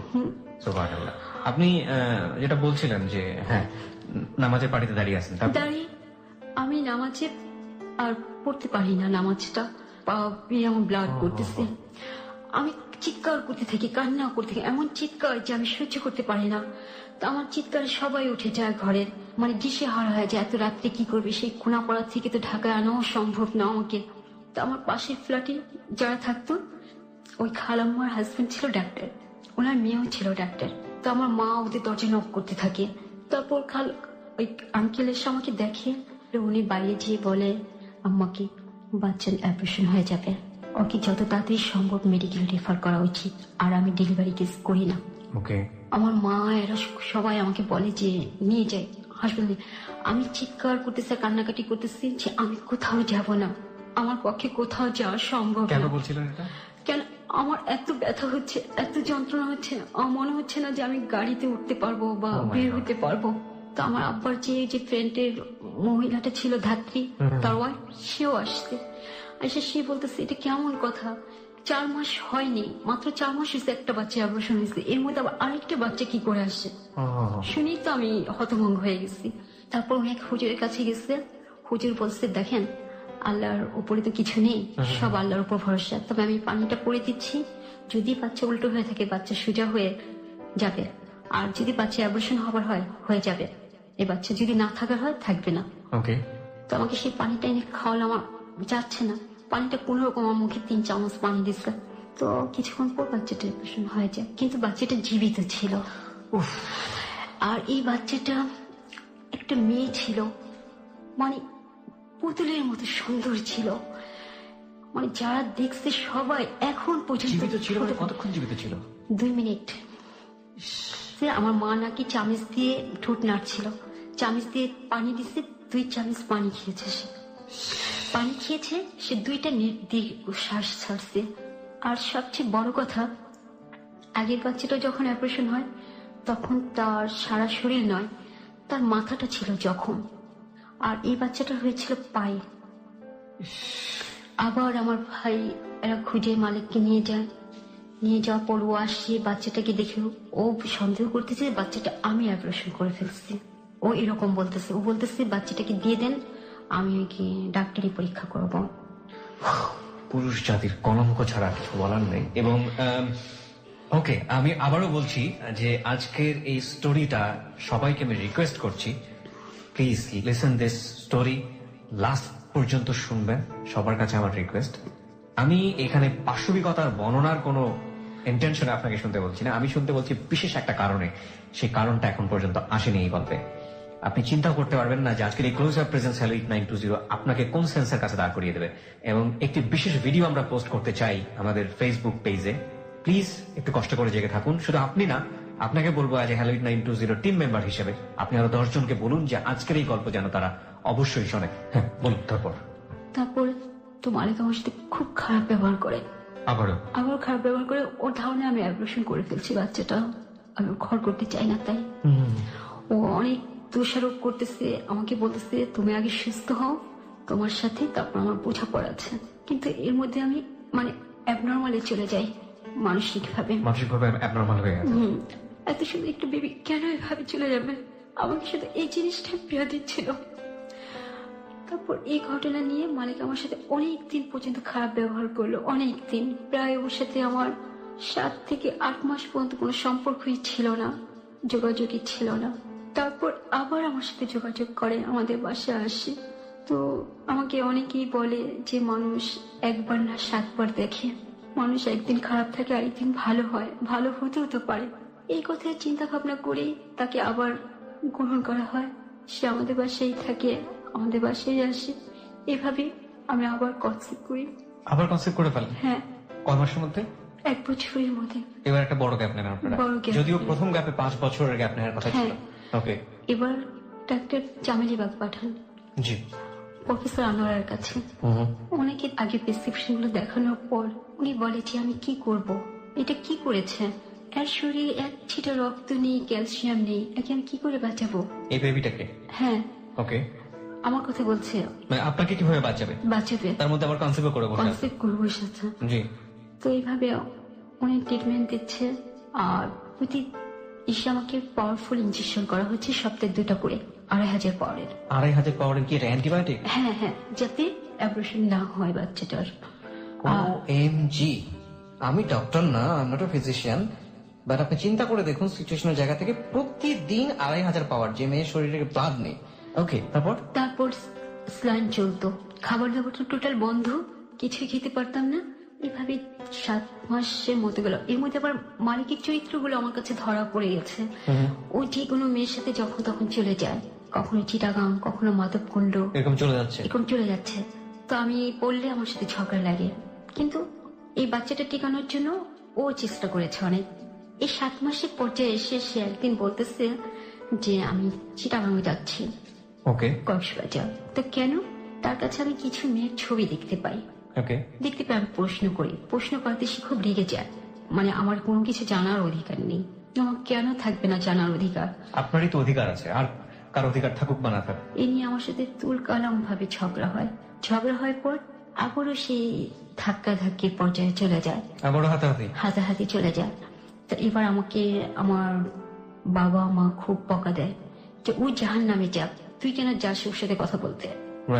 এই কথা বলে সে চলে যায়, যে মানে প্রচন্ড ঝগড়াঝাটি হয়। আর এমন ঝগড়াঝাটি করতো মানে অশ্লীল পর্যায়ে, যেগুলা আমার বাজে কথা বলতো, আমার সহ্য করা একেবারে সম্ভব ছিল না। তো এভাবে চলে গেল। বাচ্চাটা যখন হবে তখন ডাক্তার বলল যে 1 মাস আগে ভর্তি হতে হবে, প্লাস বাচ্চা হওয়ার পর কতদিন থাকতে হয় তা জানা নেই। তো আমি টোটাল অ্যামাউন্ট চিন্তা করে দেখলাম 1 থেকে 1.5 লাখ টাকা চলে যাবে। ওকে, 1.5 লাখ টাকা কোথা থেকে বিয়ার করবো আমার বাবা এত টাকা এই মুহূর্তে? আর তখন আমাদের আর্থিক সংকেত অতটা ভালো না, জি, আর মালিকের কোনো খবর নেই। আমি টোটাল চিন্তা ভাবনা করে আমি বলতেছি কি থাক, ওখানে আর আমি যাব না। উনি আবার আমাকে আল্ট্রাসোনোগ্রাম দিয়েছিল আর কিছু টেস্ট দিয়েছিল 7 মাসে যখন পড়ছে এগুলো করার জন্য, সেগুলো না করে আমি ওখানে যাওয়া বাদ দিয়ে দিই। তারপর আমার মা কার সাথে যেন কথা বলে, আমার সমর্থন বড় চাচির সাথে।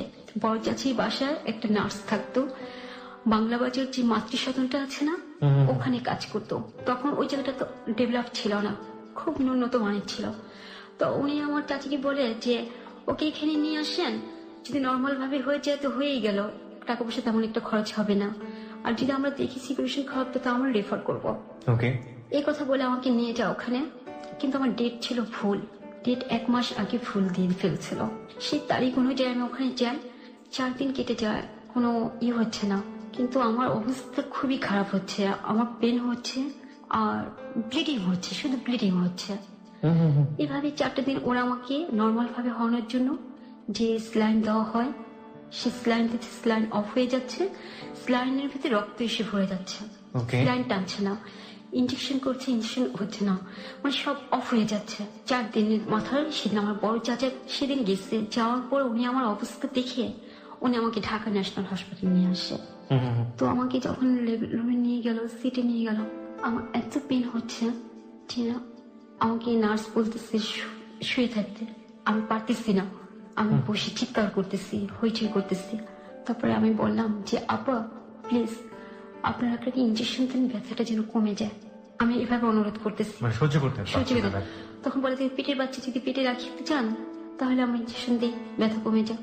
এই কথা বলাতে আমি চুপ হয়ে যাই, আমি কিছু বলতে পারি না। তো এইভাবে করতে করতে ওরা আমার রিপোর্ট গুলো, একটা ভুল করা হয়েছিল যে আমার যে রিপোর্ট গুলো ছিল, প্রেসক্রিপশন গুলো ছিল, সেগুলো ওদের দেখানো হয়নি। এগুলা বলছে ওই যে নার্সটা ছিল যে বাংলা বাজার হাসপাতালে, উনি বলছে এগুলো যদি দেখান তাহলে ওরা করবে না, ওকে ভর্তি নেবে না, তখন আরো সমস্যা হবে, কেন সিরিয়াস রোগী ও। তো ওই কাগজগুলো না দেখাতে ওরা বুঝতে পারেনি যে আমি কতটা ঝুঁকিপূর্ণ অবস্থা আছে। ওরা ভাবছে কি নর্মাল হবে, হওয়ার চেষ্টা করি, না হলে সিজারিং করবো এরকম। তো ওরা নর্মাল হওয়ার মতো ওরাও আবার চেষ্টা করে, স্লাইন টেলাইন সবকিছু একটা পর একটা ওষুধ টষুধ লিখে দিচ্ছে, এই করছে। তো এইভাবে 1 রাত্রের মধ্যে 21,000 টাকার মতো ওষুধপত্র লেগে গেল, সবকিছু ডাবল 4 গুণ করে লিখে দিচ্ছে, কাগজ লিখে দিচ্ছে।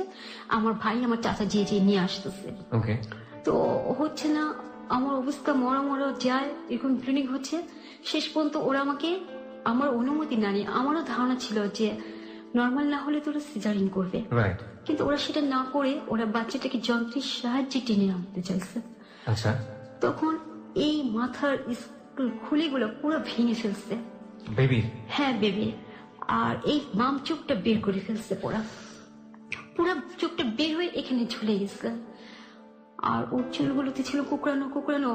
তখন বাচ্চাটা যখন হয়েছে ওর সিমটম ছিল, মানে সাইড ইফেক্ট করছিল মেডিসিনের কারণে, হাত পায়ের ফিঙ্গার গুলো জয়েন হয়ে গেছিল, জোড়া লাগানো ছিল। মানে ফিঙ্গার গুলোর মধ্যে আমরা যেটা 4টা করে আঙ্গুল পুরো ডিফারেন্ট থাকে সেরকম, সেটা না, জোড়া ছিল। দুটো পায়ের ক্ষেত্রেও জোড়া ছিল, হাতের ক্ষেত্রেও জোড়া ছিল। মানে আপনার যে 2,500 পাওয়ারের ইঞ্জেকশন, সেটা সাইড ইফেক্ট।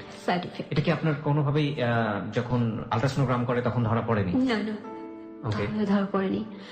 তারপর যখন এইভাবে বাচ্চাটাকে টেনে আনতে, আল্ট্রাসোনোগ্রাম কি করিয়েছিলেন বেবি পেটে থাকা অবস্থায়? 3 মাসে করেছিলাম। 3 মাসের পরে আর করেননি? This is a big mistake again. Okay, বলুন তারপর। চোখটা বের হয়ে গেছে, বেবিটাকে তো আমরা টেনেই বের করেছি, এবং কোনো ডাক্তার ছিল না, আয়ার এই কাজটা করেছে, নার্স করেছে। আমি চিৎকার করছি যখন, তখন অপারেশন করেছে। মানে এমন ভাবে কাটছে যে কি বলবো, এরকম 2 বালতি ব্লিডিং হয়েছে। মানে ওরা থামাতে চাচ্ছে ব্লাড, কিন্তু থামছে না, ওরা সেলাই করতে পারছে না। বাচ্চা হয়েছে রাত 4:15-তে, আর সেই অপারেশন শেষ হয়েছে 8:35। শরীরে তো ব্লাড থাকার কথা না আপনার, তাইলে? হ্যাঁ, আমার হাড়েও ব্লাড ছিল না। আমি অপারেশন টেবিল থেকে পড়ে যাই, যদি আমাকে তখন না ধরে ফেলতে পারে আমি সাথে সাথে মারা যেতাম। টেবিল থেকে আমার খিচুড়ি হয়ে পড়ে গেছিলাম, কিন্তু ওরা আমার বাচ্চাটাকে নিয়ে তখন কোনো কেয়ার করেনি। তো আমি একবার বাচ্চাটার কান্না শুনেছি, আপনার হাজবেন্ড সেখানে ছিল না? কেউ ছিল না। আর আমি যখন নাকি বাচ্চাটাকে এইভাবে টেনে হিসেবে বের করতে যাই, তখন আমি চিৎকার করে আমাকে নার্স একটা করে থাপ্পড় দেয়। মানে আমার গার্ডিয়ান কেউ ছিল না আমার সাথে তখন সেই মুহূর্তে। বলুন তারপর কি হলো? তারপর এরকম চিৎকার করছে, আমাকে মারছে আর সেলাই করছে একটা করে। তো আমার মা সহ্য করতে না পেরে আমার মা নার্সকে অভিশাপ দেয় যে তুই একদিন ধ্বংস হয়ে যাবি, তোকে এই যন্ত্রণা ভোগ করতে হবে। তারপর আমার বাচ্চাটার কান্না শুনে আমার বাচ্চাটাকে তখন অক্সিজেন দিয়ে রাখা হয়েছিল, 5 ঘন্টা অক্সিজেন। তখন আমি বলে আমার বেবি কোথায়?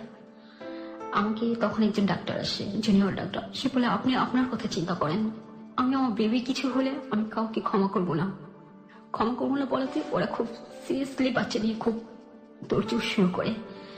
এভাবে আমাকে সকাল 8:30টার সময় আমার বেডে নিয়ে আসে, ট্রলিতে করে নিয়ে আসে। পর আমার খুব অবস্থা খুবই খারাপ থাকে তখন। বাচ্চাটাকে আমি দেখি আমি কিছুই বলি না, কোনো কথা বলার মতো তখন আমার কোনো অনুভূতি ছিল না। তখন সেটা আমার মনে হয়েছিল যে আমি যদি বেঁচে না থেকে এই যাত্রায় মরে যেতাম, সেটাই আমার সবচেয়ে বেটার ছিল। তারপর সকাল 9টার দিকে আমি কিছুই বলতে পারলাম না, আমি শুধু বাচ্চাটার দিকে তাকিয়ে রইলাম। বাচ্চাটাকে অনেকক্ষণ পর আমার তন্ত্রের মধ্যে চলে আসছিল। এর মধ্যে একজন নার্স এসে আমাকে ঘুম থেকে ওঠালো, উঠে বললো ডক্টর আসছে, উনি বাচ্চাটাকে দেখবে। তো উনি বাচ্চাটাকে দেখলো, দেখে বললো যে আপনাকে সান্ত্বনা দেওয়ার মতো ভাষা আমার জানা নেই, তবে আমার একটা অনুরোধ আপনার প্রতি, বাচ্চা যেন কখনো আপনার আদর স্নেহ থেকে বঞ্চিত না হয়। তো আমি শুধু ওনার দিকে তাকিয়ে রইলাম, আমি আর কিছুই বললাম না ওনাকে। তারপর আরো 2জন আসলেন ডাক্তার, শিশু বিশেষজ্ঞ, ওনারাও বাচ্চাটাকে দেখলেন। এক একজন আমাকে এক এক ধরনের প্রশ্ন করছে, আমি কোনো কথা বলছি না। কিন্তু আমার একটাই ধারণা, মূল ধারণা, আমার বাচ্চার ফেজে কোনো সমস্যা হওয়ার কথা নয়। এটা যে হবার দোষী হয়েছে তা আমি বুঝতে পারছি। ওকে যদি এভাবে টানা হিসেবে করে পৃথিবীতে নামতে চাইতো যন্ত্রের সাহায্যে, ওর এরকম ক্ষতি হতো না। তো আমি কিছুই বললাম না। 4 দিন পর আমি নিজেই অনুরোধ করে ওদের কাছ থেকে নাম কেটে চলে আসলাম বাসায় আসার পর। আপনার বাচ্চাকেও দেখতে যায়নি ওই মুহূর্তে? ওখানে 4 দিন আপনি বাচ্চা নিয়ে আছেন, আপনার হাজবেন্ডও দেখতে যায়নি? আমার হাজবেন্ডকে বলে নেওয়া হয়েছিল, কিন্তু সে যে এমন বিহেভ করেছে যে বলার মতো না। কি করলো? আমাকে বলে যে এরকম বাচ্চা হওয়ার যেহেতু না হয় ভালো ছিল। সেটার জন্য আপনার দোষ কোথায়? সে বলতেছে আমার ত্রুটির কারণে এমন হয়েছে। আপনার কিসের ত্রুটি আপনি তাকে জিজ্ঞেস করেননি? আমার 2 বার বাচ্চা অ্যাবর্শন হয়েছে, নিশ্চয়ই আমার কোনো ত্রুটি আছে। তারপর আমি আমার বাবার বাসায় চলে আসলাম। চলে আসার পর বাচ্চাটাকে নিয়ে অনেক ধরনের কথা, অনেক কিছু আমাকে কি বলছিল আমাকে একটু বলেন। অনেক আমরা এখনো কনফিউজ যে বাচ্চাটার কি হয়েছে, বাট আমি এনভায়রনমেন্টটা বোঝাচ্ছি। বাচ্চাটাকে I am going to upload a video very very soon, মানে আমার পেজটাতে, then you will be clear যে আসলে স্টোরিটা কোন দিকে যাচ্ছে। ওকে, হ্যাঁ বলুন তারপর। সবাই একই কথা বলেছে, এত কষ্ট করে বাচ্চা হওয়ার চেয়ে না হয়ে ভালো ছিল। আর আমার যে বড় ভাবি, যে উচ্চ শিক্ষায় শিক্ষিত, আমাদের ফ্যামিলিতে সবচেয়ে বিসিএস ক্যাডার, ওকে।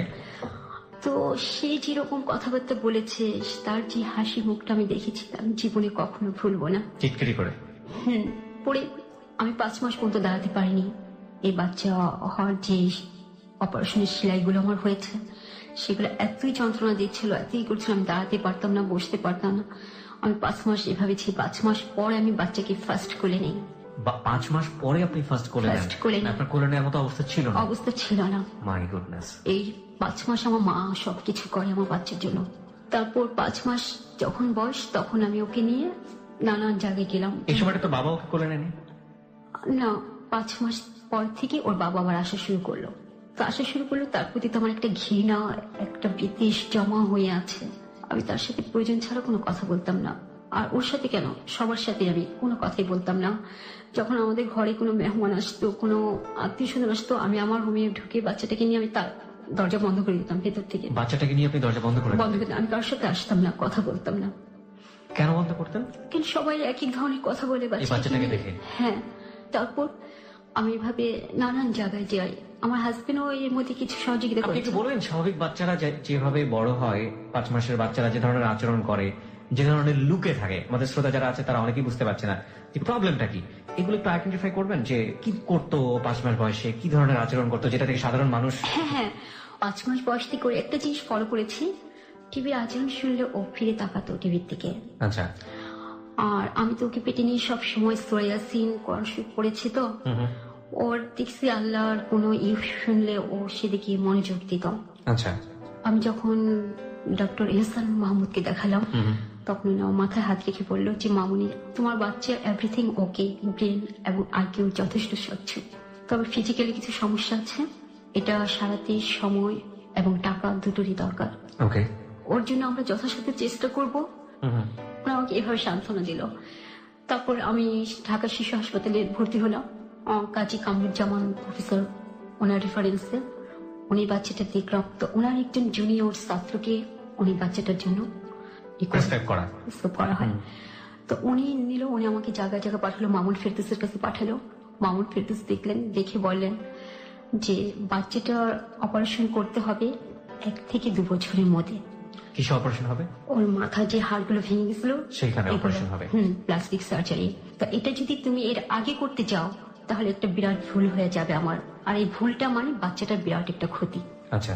তারপর আমি চলে আসলাম, ওনারা আমাকে প্রায় ডাকতো। তারপর ওই ডাক্তারের মাধ্যমে নানান বাহির থেকে ডাক্তার আসলে সে আমাকে কল করতো, আমি বাচ্চা নিয়ে আসতাম, ওরা দেখতো, দেখার পর এক একজনে এটা নিয়ে রিসার্চ করতো, অনেক কিছু করতো। হ্যাঁ, বেবি ছবি টবি নিয়ে যেত, সবকিছু করে নিয়ে যেত ভিডিও করে। তারপর কানাডিয়ান ডাক্তার আসলো, সে এসে আমাকে ওই মামুন স্যারের মধ্যে সান্ত্বনা দিল। আর বাচ্চাটার অপারেশন আমি করতে পারি, কিন্তু আমি করলে যতটা না ভালো হবে তার চেয়ে ভালো হবে অস্ট্রেলিয়ান সার্জন যদি করে। Australian surgeon? হ্যাঁ। তারপরে ওনাকে আমি কোথায় পাবো? বলো, ওনাকে আমি যোগাযোগ করব, 1 মাস পর উনি আসবে, তখন আপনি দেখা করবেন ওনার সাথে। কোন হাসপাতালে এটা? এটা ঢাকা মেডিকেল। ঢাকা মেডিকেলে। আচ্ছা। তো উনি 1 মাস পরে আসেন, আসার পর আমার যাই, আসলে উনি বাচ্চাটাকে দেখেন। আরো 2-3 দিন আমি আসলাম, কাগজপত্র কিছু দেওয়া হলো, কি করা হলো, উনি চলে গেলেন। চলে যাওয়ার পর আমাকে একদিন ডাক্তার ডেকে বললো যে বাচ্চাটার জন্য যদি আপনাকে বিদেশ যেতে হয় আপনি কি যাবেন? ওকে। আপনি কি পারবেন? তখন আমি বললাম ওকে সুস্থ করার জন্য যদি আমাকে চাঁদে যেতে হয় আমি চাঁদেও যাব, কিন্তু বাট প্রবলেম হচ্ছে আমার আর্থিক সংগতি এখন নেই। ইতিমধ্যে আমার 1 থেকে 1.5 লাখ টাকা খরচ হয়ে গেছে বাচ্চার পেছনে। আমি তখন ওর বয়স কত যখন আপনাকে বিদেশ যাওয়ার জন্য এই ধরনের কথা আসছে? 9 মাস। তখন বেবির বয়স 9 মাস। ওকে। আমাকে এই কথা বলার পর তারপরে চেষ্টা করতে করতে মানে 1 বছর আমি ডাক্তারদের দুয়ারে দুয়ারে ভিখারি নিয়ে যেভাবে ঘুরে, আমি এভাবে ঘুরেছি। অনেক ডাক্তার অনেক মন্তব্য করেছে, অনেকে বকা দিয়েছে, অনেক কিছু করেছে। পরিবারের লোকজন কি বলতো এই বেবিটা নিয়ে? পরিবারের লোকজন অনেক খারাপ কথা বলতো, বিশেষ করে আমার শাশুড়ি তো আমাকে ছেড়ে দিতেই বলছে যে আমার প্রবলেমের জন্য আমার সাথে ভূতের আসর হচ্ছে, জিনের আসর হচ্ছে, এর জন্য বাচ্চা এমন হচ্ছে। এই মেয়েকে নিয়ে ঘর করা যায় না, তুই অন্য জায়গায় বিয়ে কর। ওর ছেলেকে বলেছে? ওর ছেলেকে বলেছে। তো ওর ছেলেও মানে বাচ্চার কোনো খোঁজ খবর নেয় না, এই করে না সেই করে না। 9 মাস যখন বয়স, 1 বছরের মতো দাঁড়িয়ে দাঁড়িয়ে ঘুরছেন, ওই সময়টাতে কি ও সাধারণ বাচ্চার মতো কথাবার্তা বলতে পারতো, চিল্লাচিল্লি করতে পারতো? হ্যাঁ। প্রিয় শ্রোতা, একটা জিনিস শুধুমাত্র এনশিওর থাকেন যে বেবি ফিজিক্যালি চ্যালেঞ্জড, যেটাকে আমরা বলি, বিভিন্নভাবে চ্যালেঞ্জ, আকার আকৃতির দিক থেকে, অ্যাক্টিভিটিস এর দিক থেকে, কিন্তু সম্ভাবনা শূন্য হয়ে যায়নি, সম্ভাবনা আছে। সেই সম্ভাবনাকে বাস্তবায়ন করার জন্য তার মা যা করার সেটা করছেন। ওকে। তারপর ডাক্তার হাসান সবকিছু রেডি করে আমাকে বললো যে এত তারিখে আপনার অস্ট্রেলিয়ার ফ্লাইট অস্ট্রেলিয়াতে, এবং এটা সম্পূর্ণ ফ্রি? বাংলাদেশ সম্পূর্ণ ফ্রি। হ্যাঁ, বাংলাদেশ গভর্নমেন্ট না, এটা রোটারি অর্গানাইজেশনের পক্ষ থেকে এটা করা হয়েছে। কিন্তু পাসপোর্ট সব আমাকে করতে হয়েছে। ওকে। তারপর আমি এভাবে অনেক যুদ্ধ করে গিয়েছি, আমার হাজবেন্ড আমাকে যেতেই দিবে না। তারপর আমি ওইখানে গেলাম, ট্রিটমেন্ট হলো। বাচ্চার যখন ফার্স্ট অপারেশন হয়, নন স্টপ 13 ঘন্টার অপারেশন ব্রেনে। হ্যাঁ, ব্রেনে।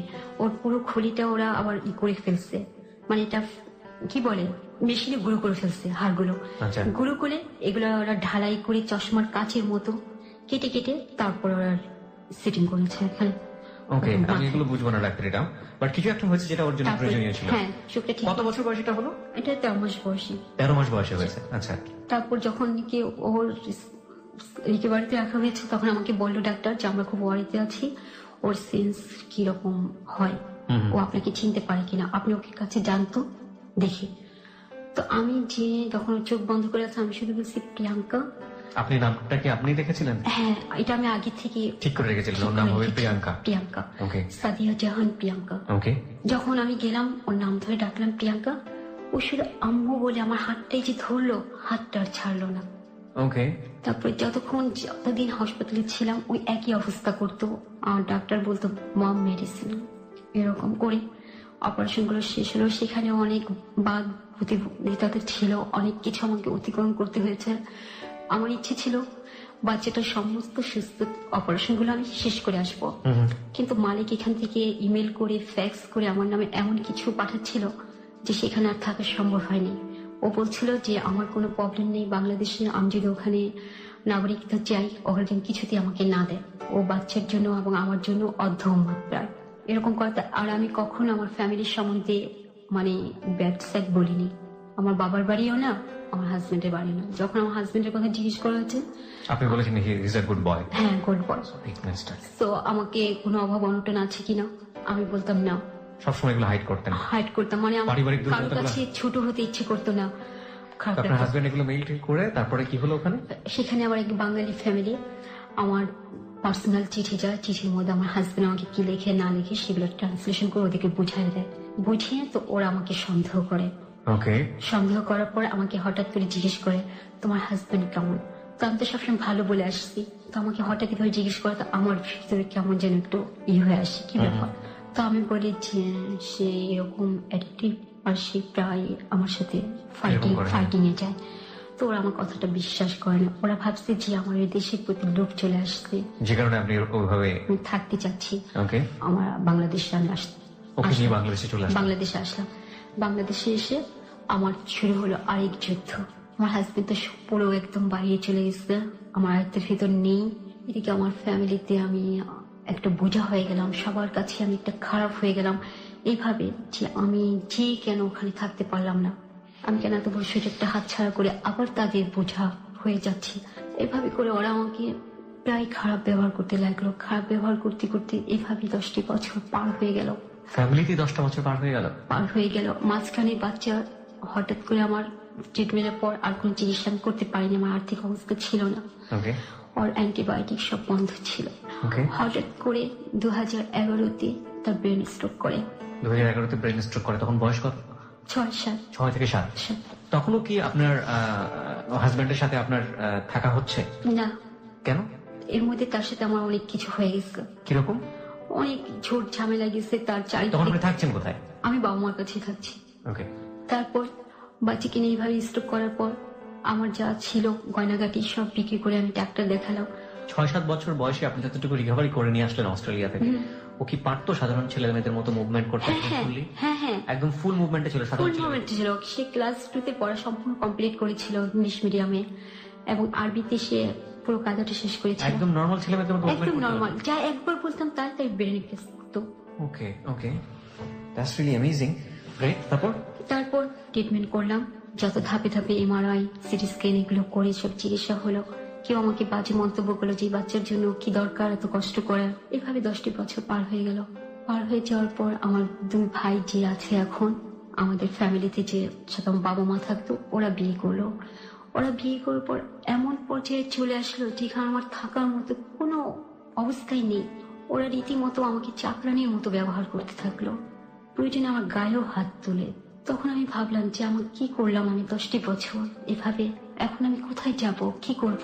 আপনার এই মেয়েটি ব্রেন স্ট্রোক করার পরে তার অবস্থা কি দাঁড়ালো? অবস্থা আরো খারাপ হয়ে গেল। তার ব্রেন থেকে স্মৃতি মেধা সব মুছে গেল। সে এখন বাচ্চাদের মতো হয়ে গেল। কতদিনের মধ্যে ঘটনাটা ঘটে গেল? স্ট্রোক করার 1 থেকে 1.5 মাসের মধ্যে হয়ে গেল। 1 থেকে 1.5 মাস। আপনি ওই সময়টাতে অস্ট্রেলিয়াতে যোগাযোগ করেননি কোনোভাবে? না, ওদের সমস্ত ঠিকানা আমার কাছ থেকে হারিয়ে গেছে। এরকম হলো, দেখা যেত আমাদের বাসায় যখন পরিবারে কেউ আসে, কোনো গেস্ট আসে, তখন তারা আমার বাচ্চাটাকে দেখে হাসতো। আপনার বাচ্চাকে দেখে হাসতো? তো আমার খুব খারাপ লাগতো। আমি আমার বাচ্চাটাকে সবসময় আড়াল করে রাখতাম। আচ্ছা। আর বিশেষ করে যখন কোনো অনুষ্ঠান হতো, কিছু হতো বাসায়, তখন আমি ওকে নিয়ে সরে থাকতাম। আমি কোনো অনুষ্ঠানে জয়েন করতাম না। কেন করতেন না? তারা চাইতো না আমি অনুষ্ঠানে জয়েন করে। শুধুমাত্র আপনার বেবিটার জন্য? হ্যাঁ, বেবিটার জন্য। আপনি কি করতেন এই বাচ্চাটা নিয়ে? কি সারাদিন আপনার রুটিনটা বলেন তো? এই সময় আমার রুটিনটা, আমি সংসারে কাজকর্ম করতাম আর শুধু আল্লাহর উপর রাগ দেখাতাম।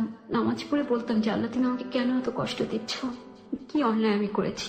ওকে ডেইলি যে কাজগুলো করতে হয় একটা বাচ্চার, মানে এগুলো পারতো নাকি এগুলো? না, এগুলো আমি করে দিই। আচ্ছা, ব্রেন স্ট্রোক করার পরের ঘটনাগুলো? পরের ঘটনাগুলো। ওর শরীরের মধ্যে, মুখ অবয়ব বা চেহারার মধ্যে কোনো চেঞ্জ কি আসলে ওই সময়টাতে ব্রেন স্ট্রোক করার পরে? হ্যাঁ হ্যাঁ, ওর আগে চেহারাটা এত খারাপ ছিল না, ব্রেন স্ট্রোকের পরেই চেহারাটা খারাপ হয়ে গেছে। আগে ছবি দেখলেই বুঝতে পারবেন। ওকে।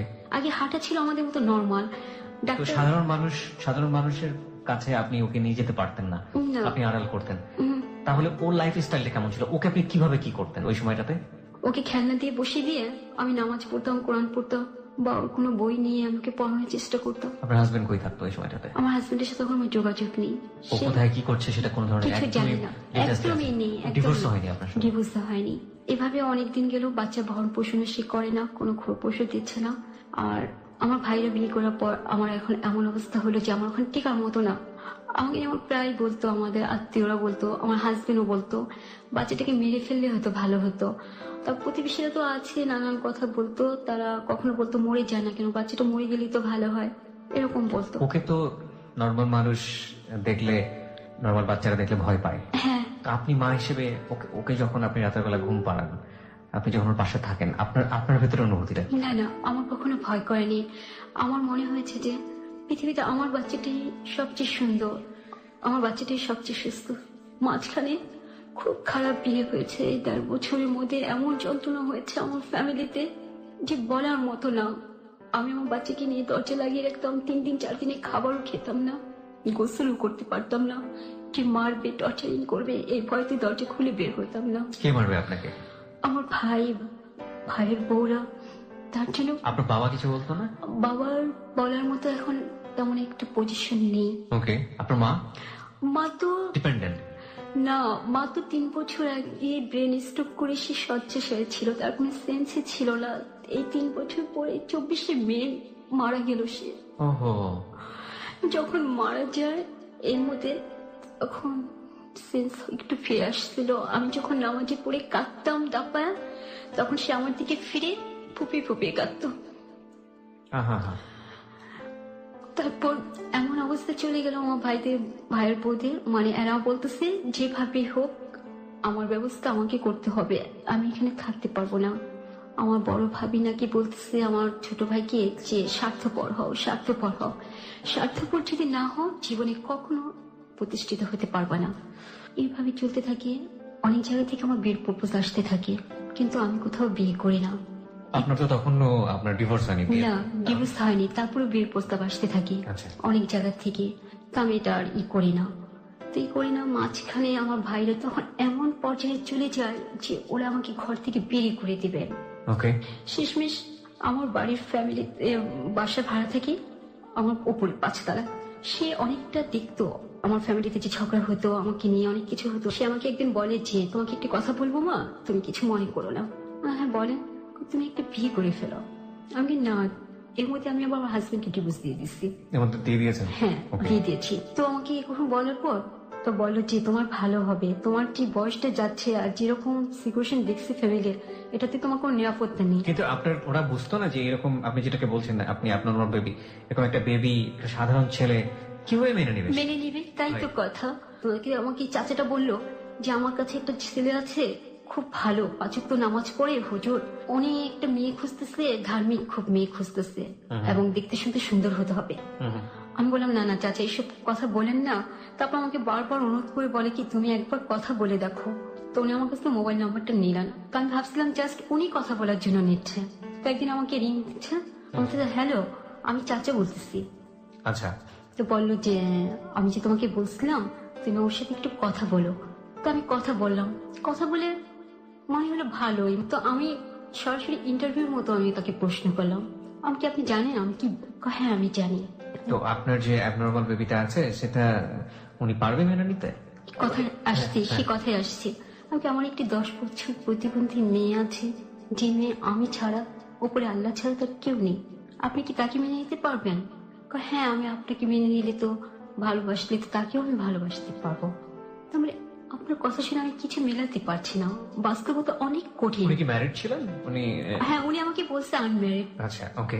তারপর অনেক কথার পর সে আমাকে প্রায় ফোন দিত, ফোন দিয়ে ইমোশনাল ভাবে আমাকে ইমোশনাল করার চেষ্টা করতে, সুন্দর সুন্দর কথা বলে। হ্যাঁ, কি নাম ছিল ছেলেটার? আব্দুল আলিম। আব্দুল আলিম, ওকে। তো সে আমাকে অনেক কথাবার্তা বলার পর মাঝখানে কিছুদিন গ্যাপ ছিল, আবার পহেলা বৈশাখ আসলো, সে আমাকে ফোন দিল। তো আমি বললাম যে আপনি আমাকে ফোন দিচ্ছেন কেন? দেখেন আপনার কথা আমার খুব ভালো লেগেছে, আর চাচার কাছে যেরকম শুনেছি আপনাকে আমার পছন্দ করেছে। আপনি ছেলেটা সম্পর্কে কি জানতে পেরেছেন? কোথাও ছেলেটার সম্বন্ধে, হ্যাঁ, এখানে যাত্রাবাড়িতে সে একটা প্রাইভেট কোম্পানিতে জব করে, এতটুকু জানি। তো এরকম করে আমাকে আপনার ফ্যামিলি কয়, হ্যাঁ আমার ফ্যামিলিকে আমি রাজি করাবো, রাজি করে আসবো। আমাকে আপনার ফ্যামিলিকে মেনে নেবে? আপনার বাচ্চার ব্যাপার কয়, বাচ্চা সে একটা মানতে চাইবে না, তাদের কাছে 1 থেকে 1.5 বছর গোপন রাখতে হবে। যখন নাকি আমাদের কোনো বাচ্চা হয়ে যাবে তখন জানলে কিছু যাবে আসবে না। তো এইভাবে ফোন দিতে থাকে, সে কথা বলতে থাকে। এক পর্যায়ে আমার ফ্যামিলির থেকে খুব চাপ আসলো যে আমাকে বিয়ে হয়ে যেতে হবে, আর এই লোকটা আমাকে এত রিকোয়েস্ট করতেছে, আমি মেনে নিতেছি না। তো এখন আমি কি করব? তো এর মধ্যে আবার এই লোকটা কি করলো, সব রাতের দিন গ্রামের বাড়িতে যে ওর মাকে সব বলছে, ওর মা আমাকে ফোন দিল। ফোন দিয়ে আমাকে এমন ভাবে কথা বললো, রুমানা রুমানা বৌমা আমার, মানে মনে হলো কত দিনের চেনা, উনি যেন আমাকে কত চিনে, কতই আপন, এমন ভাবে কথা বলতে বলে, দেখো আমার মুখ থেকে বৌমা চলে আসছে, তুমি আমার ঘরের বউ হবা। তারপরে আমাকে ওর মা বুঝালো, ওর বোন ফোন দিল, অনেক বোঝালো। ওরা আমার ফ্যামিলির বর্ণনা সব শুনেছে এবং দেখেছে। তো আমাকে সবসময় এভাবে ফোন দিত, মানে 24 ঘন্টার মধ্যে বলতে গেলে 18 ঘন্টায় ফোন দিত আমাকে। এক পর্যায়ে আমার ফ্যামিলি থেকে আমাকে বের হতেই হবে। তখন আমি সিদ্ধান্ত নিয়ে ফেললাম যে জীবনে একটা ঝুঁকি নিতে হবে। Right, you don't have any way, আপনার হাতে আলটিমেটলি কোনো রাস্তা নাই, রাস্তা নেই, এটা ছাড়া ডু অর ডাই সিচুয়েশন। হ্যাঁ, তো আমি বুঝতেই পারছি যে ছেলেটাকে আপনি বিয়ে করলেন, এই তো? হ্যাঁ, ওকে। তারপর 19 সেপ্টেম্বর অগস্ট তার সাথে আমার বিয়ে হয়ে গেল। ওকে। বিয়ে হওয়ার একদিন পরেই হতে ওর বাড়িতে সবাই জানছে। বিয়ের 1 সপ্তাহ পর সে গ্রামের বাড়িতে গেল, বললো সবাইকে। ওর বাবা মা আমাকে ফোন দিয়ে কথা বললো, ওর বাবা মাকে বললো যে কেমন আছো মা? আমি বললাম ভালো। তারপর বললো তোমার বাপ ভাই কি জানে তুমি যে বিয়ে করেছো? আমি বললাম এখনো জানে না। তো বললো কি এই অবস্থাটা কি হয়েছে, আমি কি কথা বলবো তাদের সাথে? তখন আমি বললাম না বাবা, আপনার এখন কথা বলার দরকার নেই, তারা যেহেতু জানে না, কিছুদিন যাক তারপর দেখা যাক। তো এইভাবে কথা হলো, কিন্তু তাদের ছিল একটা লোভ যৌতুকের জন্য। তারা ভেবেছিল আমার ভাইরা ভালো পজিশনে আছে, তারা এত বড় বাড়িতে থাকে, বিয়েটা হোক না আগে, পরে অনেক মোটা অঙ্ক টাকা দাবি করা যাবে। আচ্ছা। কিন্তু আমি তো বুঝতে পারিনি। বাসা নিলাম, বাসা নিয়ে আমার যে ফার্নিচার গুলো ছিল আমি সব নিয়ে আসলাম, প্লাস আমার থেকে 70 থেকে 80 হাজার টাকা তাকে দেওয়া হলো, তার দরকার। আমার মেয়েকে রেখে আসলাম আমাদের বাসায়। আপনার মেয়েটা তখন কোথায় ছিল? আমার বাবার বাসা। কে দেখতো ওকে? ওকে দেখতো তখন আমার বোন আসছিল শ্বশুর বাড়ির থেকে, সেই মুহূর্তে ও দেখতো তখন। ওকে। তো এইভাবে কিছুদিন ভালো গেল, যাওয়ার পর ফার্স্টে কোরবানি ঈদে আমি গেলাম ওদের বাসায়। এখনো ওদের বাড়ি কেউ জানে না যে আমার বাচ্চা আছে, সবাই জানে আমি বিবাহিতা ছিলাম। তো ওখানে যাওয়ার পর থেকে আমি দেখতে পেলাম যে ওদের সবাই শুধু কি দিল কি দিল না, কি দিয়েছে কি আনছি, একই জিনিস, একই জিনিস। ভেরি ইম্পর্টেন্ট পয়েন্ট, বাসার কেউ জানে না বাচ্চা আছে, অথচ এই বাচ্চাটার সিকিউরিটির জন্যই ভদ্র মহিলা বিয়ে করলেন। ওকে, হ্যাঁ বলুন। তারপর কিছুদিন যেতে না যেতে আমাকে টাকার কথা তুলতেছে। ওদের ফ্যামিলি অনেক বড়, ওদের সৎ ভাই বোন আছে 7 জন, ওরা আছে 5 জন। ওর বাবা যে 7টা বিয়ে করেছিল এগুলো আমাকে বলেনি, প্লাস সে যে বিয়ে করেছিল তা আমি জানতাম না। এই বিয়ের পর আমি সব জানি তার কাছ থেকে। তারপর কিছুদিন পর ওর সতাই বোন জামাই আমাকে সব জিজ্ঞেস করলো, কথা জিজ্ঞেস করার পর বলতেছে তুমি কি 5 থেকে 6 লাখ টাকা আনতে পারবে তোমার বাপের বাড়ি থেকে? আমি কি করে, এটা কি বলছেন আপনি? এই নিয়ে শুরু হলো মারপিট। তারপর আমি ডিসেম্বর মাসে গেলাম ওদের বাড়িতে।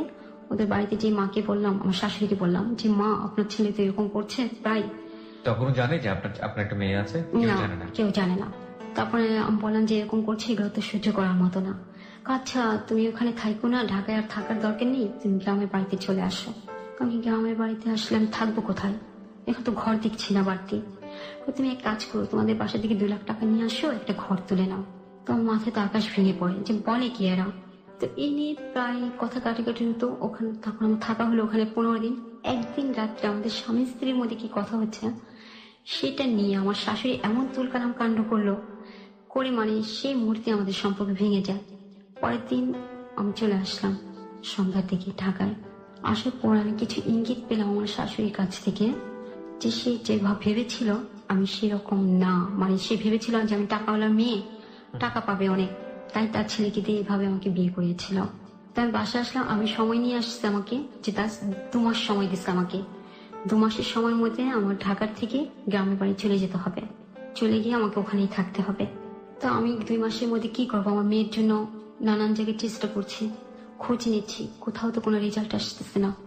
এখন আমাকে প্রায় আলিম টর্চার করতেছে মেয়েকে ফেলে দিতে, না তো মেরে ফেলতে। তখন আমি বলতেছি তুমি তো মেরে ফেলতে। এখন আমি বলতেছি দেখো, আমি যদি এই কাজ করি আল্লাহ তো আমাকে কখনো মাফ করবে না, আর এই মেয়ের জন্যই তো আমি তোমার কাছে বিয়ে বসছি। এখন তুমি কি বলছো, আমার তো কথা জানার দরকার না। এই নিয়ে আমাকে সে এমন ভাবে মারধর করা শুরু করলো যে প্রতিবেশীরা আমাকে দেখলো চেহারা টেহারা মেরে কিভাবে হয়। আমার এর মধ্যে 2 বার কনসিভ করেছিল, এই মায়ের এসে আমার 2 বার বাচ্চা নষ্ট হয়ে যায়। ঠিক একই ঘটনা আবার রিপিট হলো লাইফে, একই ঘটনা রিপিট হলো।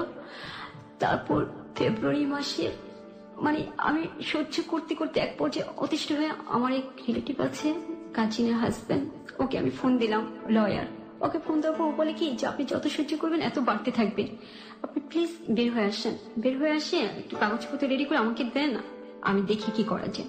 তো আমি বলছি আমার মামলা করতে চাই না, আমি যেভাবেই হোক আমি সংসারটা টিকিয়ে রাখতে চাই, কেন এটা আমার জীবনের বড় চ্যালেঞ্জ। আমাকে সংসারটা টিকিয়ে রাখতে হবে, যদি এটা না টিকে আমি পৃথিবীতে কাউকে মুখ দেখাতে পারবো না। কেন আমার কোথায় ব্যর্থতা, কিসের অভাব যে আমার সংসার টিকবে না, কেন এরকম হবে বারবার। আমি এই লজ্জা থেকে মুক্তি চাই, আমি চাই না সংসারটা ভেঙে যাক, সংসারটা কোনোভাবে কিছু হোক, আমি এটা চাই না। এই কথা ভেবে আমি ওর অনেক অত্যাচার সহ্য করেছি, অনেক। দুটো বাচ্চাই 2 বার নষ্ট হলো। নষ্ট হওয়ার পর এই ফেব্রুয়ারি মাসের 12 তারিখে সে আমার কাছ থেকে আইডি কার্ড আর ছবি নিয়ে গেল। আপনার কাছ থেকে? হ্যাঁ, আমার কাছে ছিল। তো আমার হঠাৎ সন্দেহ হলো যে আমার কাছ থেকে তার সবকিছু নিয়ে যাচ্ছে কেন। বললো যে তার যে কারখানায় কাজ করে কোম্পানিতে, সেখানে লাগবে আইডি কার্ড আর ছবি। ওই রাত্রে সে আসছে 12টার সময়, তার কাজ শেষ 6টার সময়, অফিসের কাজ। তো আমি ঘুমিয়ে গেছিলাম আমার বাচ্চাকে নিয়ে। দরজা খুলতে দেরি হওয়াতে সে আমাকে খুব মারধর করে, প্রচন্ড মারধর করার পর তখন আমি বলি যে তুমি আমাকে এভাবে মারধর করছো কেন, তোমার যদি ভালো না লাগে তুমি আমাকে ছেড়ে দাও। আমি ছেড়ে দেবো কেন, নিজে পালাই কুল পাবে না। সে আমাকে অনেক মারলো, মারার পর আমি তার সাথে সারা রাত কথা বললাম না। পরের দিন সকালে সে গ্রামের বাড়ি চলে গেল। সে শনিবার দিন 14 ফেব্রুয়ারি সেদিন সে আসলো। আসার পর সে কথা বলতে চাইলো, কিন্তু আমি কথা বললাম না। বলা না পর সে আবার আমাকে গালিগালাজ করলো, খুব বাজে বিহেভ করলো। 1 সপ্তাহ পরে আমি বাসার থেকে বের হলাম। বের হয়ে যখন ঢাকা মেডিকেল আসলাম তখন আমার কোনো ইনজুরি ছিল না। ইনজুরি না থাকাতে ডাক্তার আমাকে সার্টিফিকেট দিলেন না। তো আমাকে বলেন যখন মারবে আবার তখন আসবে, ইনজুরি না থাকলে আমি সার্টিফিকেট দিতে পারবো। আপনি সার্টিফিকেটগুলো কেন চাচ্ছিলেন? আমি সার্টিফিকেট চাচ্ছিলাম যে উকিল আমাকে বলেছে, সেজন্য আমি চাচ্ছিলাম। ডাক্তারের একটা সার্টিফিকেট লাগবে যাতে করে আপনি তার এগেইনস্টে একটা অ্যাকশন নিতে পারেন। ওকে। তারপর তার ফ্যামিলি হয়তো তাকে এমন কোন অ্যাডভাইস করেছে। সে আসছে শনিবার দিন আসার পর সে থাকলো ভালো। রোববার দিন সকালে সে কাজে যাচ্ছে। কাজে যাওয়ার পর আমি বললাম যে আজকে একটু তাড়াতাড়ি এসো, ঘরে বাজার টাজার কিছু নেই। সে এত সুন্দর ভাবে গেল যে আমি বুঝতেই পারিনি সে যে চলে যাচ্ছে। তার মধ্যে 5 মাসের ভাড়া জমানো আছে বাড়িওয়ালার, ঘরে কোনো খাবার দাবার নেই। সে গেল, বাড়িওয়ালাকে বলে গেল নাকি রাস্তায় যে আমি সামনের মাসে ঘর ছেড়ে দিচ্ছি, এরপর আমি থাকবো না, যদি ও থাকে ও ভাড়া দিবে। তারা আমাকে বলেনি সেদিন, পরের দিন বলছে কথাটা। তো সেদিন আসেনি, কি ব্যাপার আসতে না কেন। আমি অপেক্ষা করলাম, অপেক্ষা করে ফ্যাক্টরিতে গেলাম খোঁজ নিতে। সেখানে যে জানলাম যে সে কাজ ছেড়ে চলে গেছে। আমার মাথায় তো আকাশ ভেঙে পড়লো। আমি তার বড় ভাইকে ফোন দিয়ে জানালাম। জানার পর সে আমার সাথে উল্টো রাগ ব্যবহার করলো। এভাবে আমি অনেক রিকোয়েস্ট করেছি, তাদের সাথে যোগাযোগ করার চেষ্টা করেছি, কিন্তু ওর সাথে আমাকে যোগাযোগ হতে দেয় না। কতদিন ধরে এই ধরনের ঘটনা চলছে? ফেব্রুয়ারি মাসে 24 তারিখ থেকে এখন পর্যন্ত। আচ্ছা, আপনি তারপরে কি করলেন? ওদের দেশের বাড়ি গেলাম। যে উকিল পরামর্শ দিয়ে মামলাগুলো করছিলেন সে বললো চলেন তো আপনি আমার সাথে। মানে আপনি মামলা করলেন এর মাঝখানে আপনার হাজবেন্ডের? মামলাটা কিসের জন্য ছিল? মামলাটা আমাকে বলছে, উকিলে বলছে যে আমি এমন একটা কিছু মামলা করবো যাতে ওরা সবাই ভয় পেয়ে সংশোধন হয়ে যায়, সুন্দরভাবে ঘর সংসার করে। আপনি সেটাই ছিল বা কিসের নিয়ে মামলা হয়েছে আপনি কি জানেন? না, আমি জানি না। আপনি আজ পর্যন্ত জানেন? আমাকে জানে না। এখন জানি যে যৌতুকের মামলা করা হয়েছিল আর 7 ধারা মামলা, যে বলে যান নিরামত নিরাপত্তা। কেন ওর ভাই আমাকে এর মধ্যে হুমকি দিয়েছিল যে আমাদের বাসায় এসে 1 ঘন্টার মধ্যে 10টা লাশ ফেলে যাবে। ওকে, সো এটা তো যান নিরাপত্তা, আর একটা হচ্ছে যৌতুকের চাই মামলা। সেটার জন্য মামলা। তো আমি এর মধ্যে মামলার আগে আমি ওদের বাসায় গেলাম। বাসায় গিয়ে আমি আমার শাশুড়িকে ইসলাম করলাম, কিন্তু সে পা পিছিয়ে নিয়ে বলে আমাকে চেনে না। তারপর সে এমন কিছু কথাবার্তা বলছে, এমন কিছু রাগ ব্যবহার করছে, মানে বলার মতো। আপনার মেয়েটাকে নিয়ে গিয়েছিলেন? আপনার মেয়েটার সঙ্গে? না না না, মেয়েটাকে নিয়ে যায়নি। তারা সব জানে, তাদের কথায় বুঝে গেল, তারা সব জানে। ওকে, যে ভদ্রলোক আপনার সঙ্গে এই ছেলেটার পরিচয় করিয়ে দিল, সেই যে বৃদ্ধ, তার অবস্থা কি? তার এখন কোনো ভূমিকা নেই, তার কোনো যোগাযোগ নেই। এখন কিভাবে চলছে আপনার সময়? এখন আমার অবস্থা মানে বাসা ছেড়ে দিতে হবে। ওই বাসায় যে 5 মাসে যে ভাড়া বাসা ছিল, ওই বাসাতে আপনি এখন না আছেন? না না, তাহলে ওই বাসাতে ছেড়ে দিতে হবে এপ্রিলের 1 তারিখে। তো আমি এখন কোথায় যাবো? আমার হাতে টাকা নেই। আপনি এখন আছেন কোথায়? ওই বাসাতেই আছেন? না না, অন্য বাসায় আছে। আচ্ছা, ওই বাসাতে আপনার জিনিসপত্র আছে? ওই বাসায় জিনিসপত্র ছিল, বাড়িতে তো টাকা ছেড়ে দিবে না। আমি তাদের রিকোয়েস্ট করেছিলাম বারবার যে মালপত্রগুলো আপনারা রেখে দেন, আমি যখন টাকা দিতে পারবো তখন নিয়ে যাব। কিন্তু তারা শুনেনি। পরে আমার বাবা অনেক কষ্ট করে টাকা জোগাড় করে দিচ্ছে, দেওয়ার পর ওই বাসা থেকে মালপত্র নিয়ে আসছি। কবে নিয়ে আসছেন সেটা? এপ্রিল মাসের 1 তারিখে। এপ্রিল মাসের 1 তারিখে। 1 তারিখে। তারপর আপনি কোথায় উঠেছেন? আমাকে জায়গা দিবে না, তো আমি কান্নাকাটি করে। জায়গা দিবে না মানে? আমার ভাই বাবা পরিবারের জায়গা দিবে না। তারপরে এক পর্যায়ে আমার বাবা খুব করে আমার ভাইকে বুঝায় মালপত্রগুলো নিলাম আমি ফেব্রুয়ারি মাসের 1 তারিখে। কিন্তু নেওয়ার পর থেকে আরো বেশি যন্ত্রণা বেড়ে গেল। ওরা ভাবছিল কি মামলা দিছি, ওরা হয়তো আজকে দিছি কালকে এসে আমাকে নিয়ে যাবে, এরকম অবস্থা হবে। আর এখন দেখতেছে মামলার কোনো সুরা হচ্ছে না, পুরো ওদের উপর হয়ে যাচ্ছে, ডিপেন্ডেন্ট হয়ে যাচ্ছে। এখন ওরা কিভাবে আমাকে আরো ঘর থেকে বের করে দিবে, আর কিভাবে যন্ত্রণা করবে, মানে অশ্লীল। এখনো কি আপনি আপনার ফ্যামিলিতে আছেন? না না, তাহলে অশ্লীল ভাষায় গালিগালাজ করলো, খুব যন্ত্রণা করলো। এই 3টা মাস আমার জীবনে গিয়েছে, মানে আমাকে ঘরে থাকতে দিত না, আমাকে ঘর থেকে বের হয়ে যেতে হতো। বের হয়ে যেতে আমি রাস্তায় ঘুরে ঘুরে আমি ঘর খুঁজতাম। এর মধ্যে আমার খাওয়া নেই, সারাদিন কোনো বিশ্রাম নেই, এভাবে আমি হাঁটতাম। আর মেয়েটাকে এভাবে 3 দিন 4 দিন গোসল করা হতো না, খাওয়া হতো না। যখন আমার বাবা বাসা থাকতো তখন আমি রাত্রি যে ঘরটা ঢুকে, আমার মা যে ঘরে থাকে দরজা লাগিয়ে দিতাম ভেতর থেকে, যাতে আমাকে আর গালিগালাজ করতে না পারে, করলেও মানে সামনাসামনি যেন কিছু না পড়ে। শেষে ওরা কি করলো, আমার মা মারা গেল মে মাসের 24 তারিখে।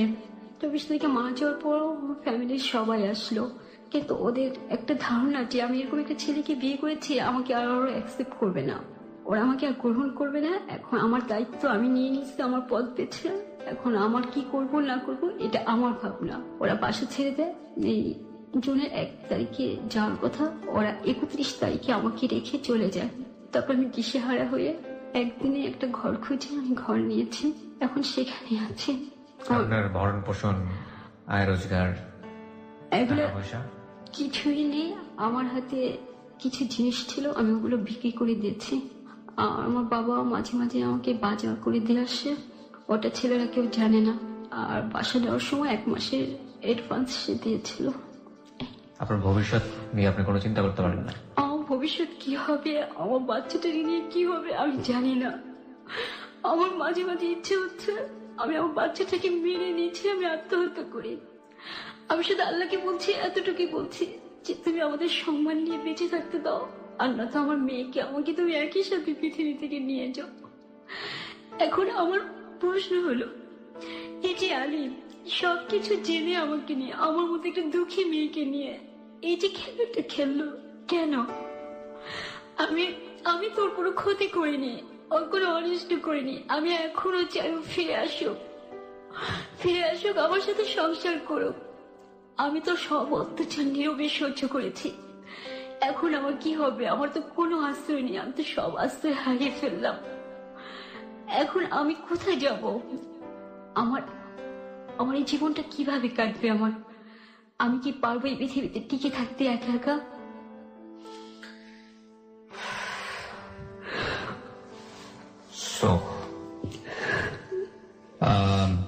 একটা কথা আছে যে বিশাল এক সমুদ্রের মাঝখানে যদি আপনাকে ফেলে দেওয়া হয় বা আমরা যদি পড়ে যাই, তখন যুক্তি কি বলে, লজিক কি বলে, বিজ্ঞান কি বলে? বেঁচে থাকার কোন সম্ভাবনা আছে যদি আপনার ভাগ্য, যদি আল্লাহ আপনাকে সেভ না করে? নেই। সো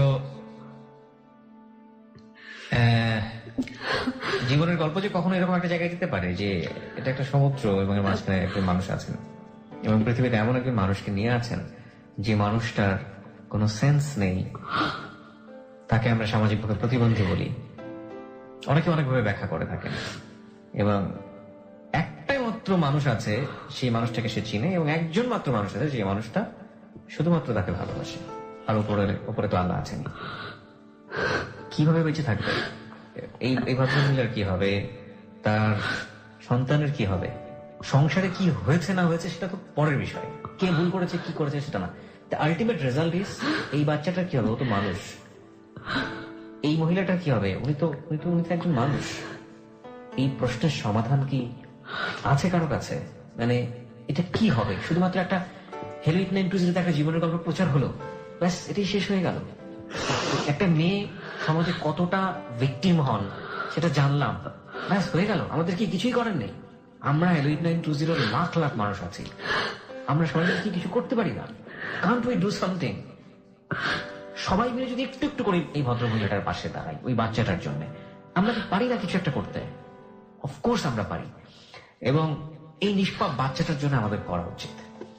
যারা আমরা মনে করি যে সমাজে অনেক বিত্তবান আছেন, চাইলেই এই বাচ্চাটার জন্য কিছু করতে পারেন, এবং অনেক মানুষ আছেন যারা এই প্রতিবন্ধীদের নিয়ে কাজ করেন, তারা চাইলে এই ভদ্র মহিলাটার জন্য কিছু করতে পারেন।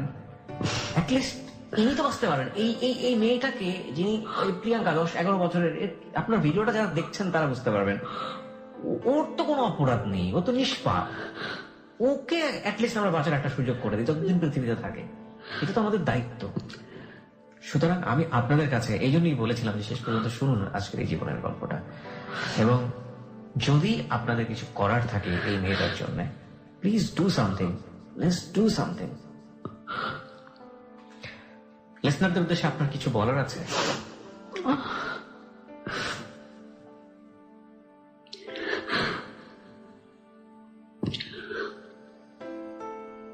আমি কি বলবো আমি বুঝতে পারছি না, আমার কি বলা উচিত। আমি চাই যদি কেউ সম্ভব হয় কারো দ্বারা, কারো সহযোগিতা বাচ্চাটার জন্য একটা নিরাপদ স্থান বের করা, যাতে ওখানে রাখা যায়, কি ও যাতে নিরাপদ থাকে, ভালো থাকে, বা ওর কোনো চিকিৎসার ব্যবস্থা করা যায় না। আমি এই কথাটি বলতে চাই, যদি আমাকে কেউ সহযোগিতা করেন আমি তার কাছে কৃতজ্ঞ হব। আমি চাই আমার বাচ্চাটা নিরাপদ থাকুক, সুন্দর থাকুক। আপনি তো কোনো কাজও করতে পারবেন না, ওকে রেখে আপনি কি না, আমি কোনো কাজ করতে পারছি না, কোথাও বের হতে পারছি না। তারপরে আমি চাই একটা কাজ, যে কোনো একটা কাজ আমাকে দেওয়া হোক, আমি যেন বাঁচতে পারি বাচ্চাটাকে নিয়ে। প্রিয় শ্রোতা, কিছুই আসলে আর বলার নেই। সব বলার ভাষা আসলে কখনো না কখনো হারিয়ে যায় হ্যালো ইট 920-তে। তেমনটাই হলো আমাদের ক্লোজ আপ প্রেজেন্স হ্যালো ইট 920 আজকে এখানে ইতি টানতে চাই। যারা এতক্ষণ ধরে শুনলেন তাদের সবার কাছ থেকে আমরা শুধু দোয়া চেয়েছি এই মেয়েটার জন্য এবং একই সাথে পরিবারের জন্য।